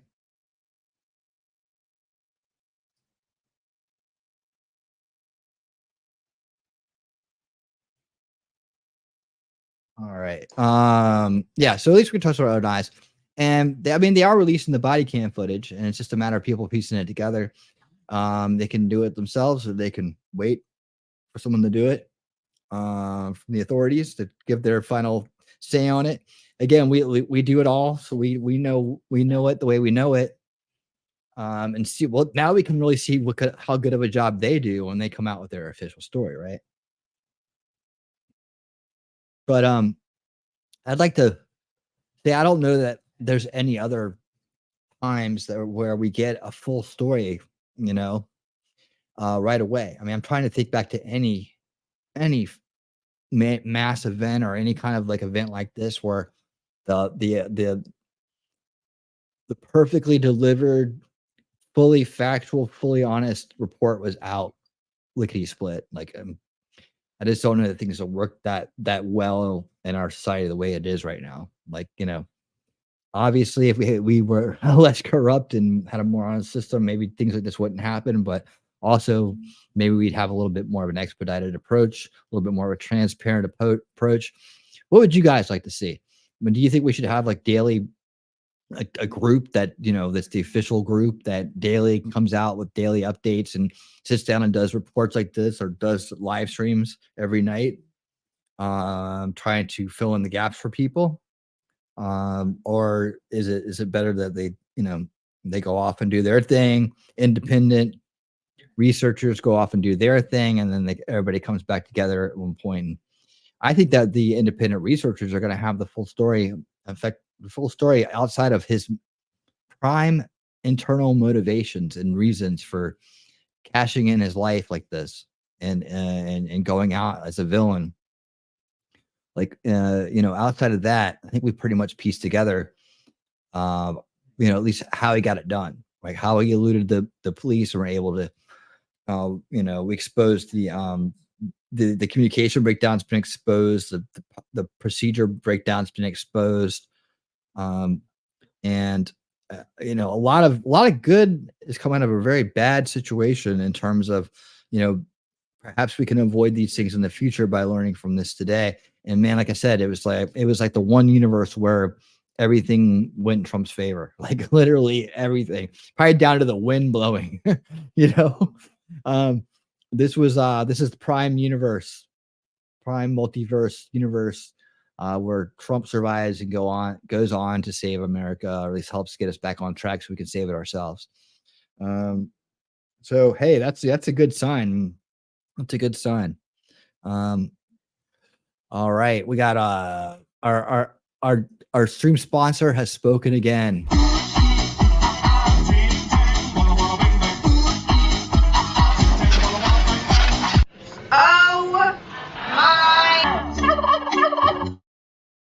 We don't even have the official report of what happened at the Francis Key Scott Bridge yet. That's a good point. Nacho Kitty, what's up? What's up? How you doing? Great to see you. Great to see you. Jacob says, I don't expect a full honest report quickly, but I'd simply like the authorities to pretend they want the public informed. Well, that would be awesome. That would be awesome. All right. Thank you for sponsoring the stream tonight, T-Rex Trucking. I really appreciate it, man. I really, really do appreciate it. Thank you so much. T-Rex Trucking put in 4 super chats tonight. So everybody thank T-Rex Trucking for being so awesome. So good to see Nacho Kitty in the house. Happy that you're here. Hopefully you caught most of the stream because we're getting ready to wrap it up. That's what I have for you this evening. I'll be back Thursday with another episode of Winning 2024 with more of the same stuff. Hopefully we'll have even more details, have more questions answered for you on the July 13th assassination attempt on President Trump. We've done a great job so far. If you're just tuning in now and seeing this for the first time, if you look back at my Winning 2024s for the last month, I guess, or however long we've been doing this, I've been covering this progressively. And I've been covering it in a as new stuff comes out, right? I hate using that word progressive now, but so we've been keeping up with it. We've been debunking, degrifting. There was a degrifting, but I lost track of it. Let's see where did I put it? I don't even know if I want to do it right now. It's just another Jeremy shark jump. I think we've seen enough of those. Those guys are kind of slowing down this. I think they're starting to realize that they're getting things wrong. And they they're not walking it back. They're not coming back out of there and saying, oh, you know what, we totally got this wrong, sorry guys, sorry for misleading millions of people, which is unfortunate. So conversation with them for another day. Madcore, thank you so much, man. Thank you so much. Do I have the Madcore still in here? I don't know if I do. Man, that was a good one. Let me see if I can find it real quick. Let's see. Here we go. I never get to play this one because Madcore he's in different time zone, doesn't really get a chance to come on that much anymore. But for the 20 Australian, thank you so much. Here's another Madcore sponsorship. Thank you. I got a special one just for you. You got a light, buddy? Yeah, sure, kid. There you go. And your wallet. Give him your wallet. What for? He's got a knife. That's not a knife. That's a knife.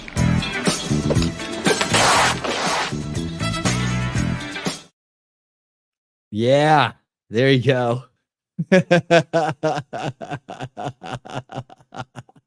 There you go. Right on. Thank you again. Thank you so much, man. I appreciate that. You rock. You rock, my man. Good. They only stop. They aren't getting the clicks. They only stop if they aren't getting the clicks. Yep, that's true. I'm glad you enjoyed that, man. I'm glad you enjoyed it. Now you know your intro when you make an appearance again. Awesome, guys. Be back tomorrow night with Unveiling Reality. I'm going to go into the new digital warfare kind of that's going on, and I'm going to give you guys the $1 million education on how this stuff works, piece by piece, and hopefully you learn something from it, at least an understanding of how far they're going to manipulate things. Like this is the level that most people never see and never really understand. The report itself is, I'm sure, enlightening to a lot of people, but I want to make sure that I put add some content to the report that we're going to cover, because it needs like a professional context to it. Like the person who did the report was great, and they're doing, they're reporting on what they see and what they know, but I can add another layer of understanding to the report about how they're using digital media and how they're using sales and marketing techniques that are already in place, with technology that's already in place, to now to use that in a political way. And it's going to be very eye-opening. So I hope you guys will tune in for that tomorrow night. It's going to be straightforward about that. If I can fit some, I'll probably do a little intro about just fifth generational warfare. We'll probably just read down the definition and maybe come back to it later on in a bigger presentation where we can kind of track down, are we in fifth dimensional warfare, or does it apply?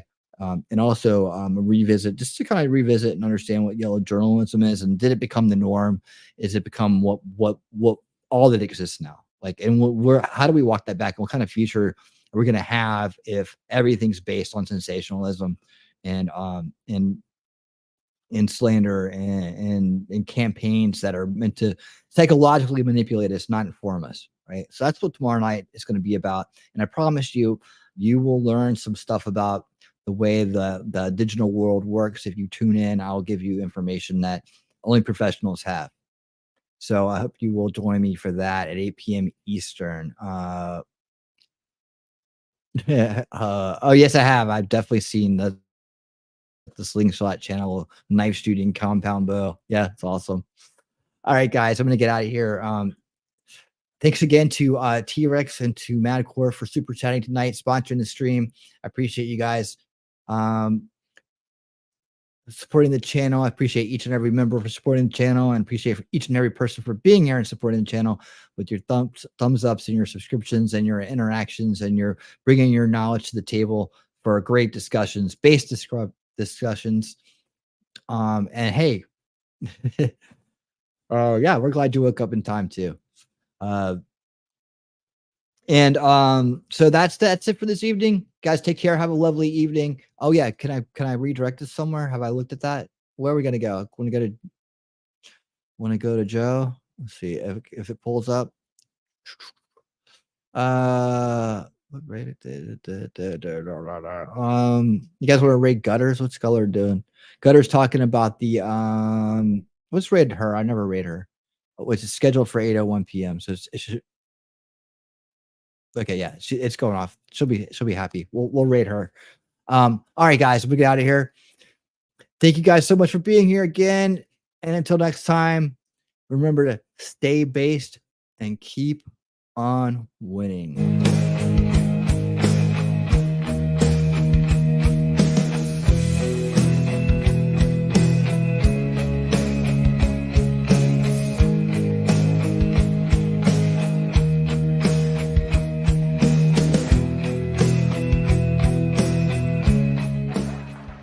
I'm going to leave you with this one final message. We're going to win the election. We're going to win it big. We're going to win it bigger than ever before. We're going to do things that nobody believed. It's going to be more important even than 2016. We are going to make America great again. Thank you. Thank you very much, everybody.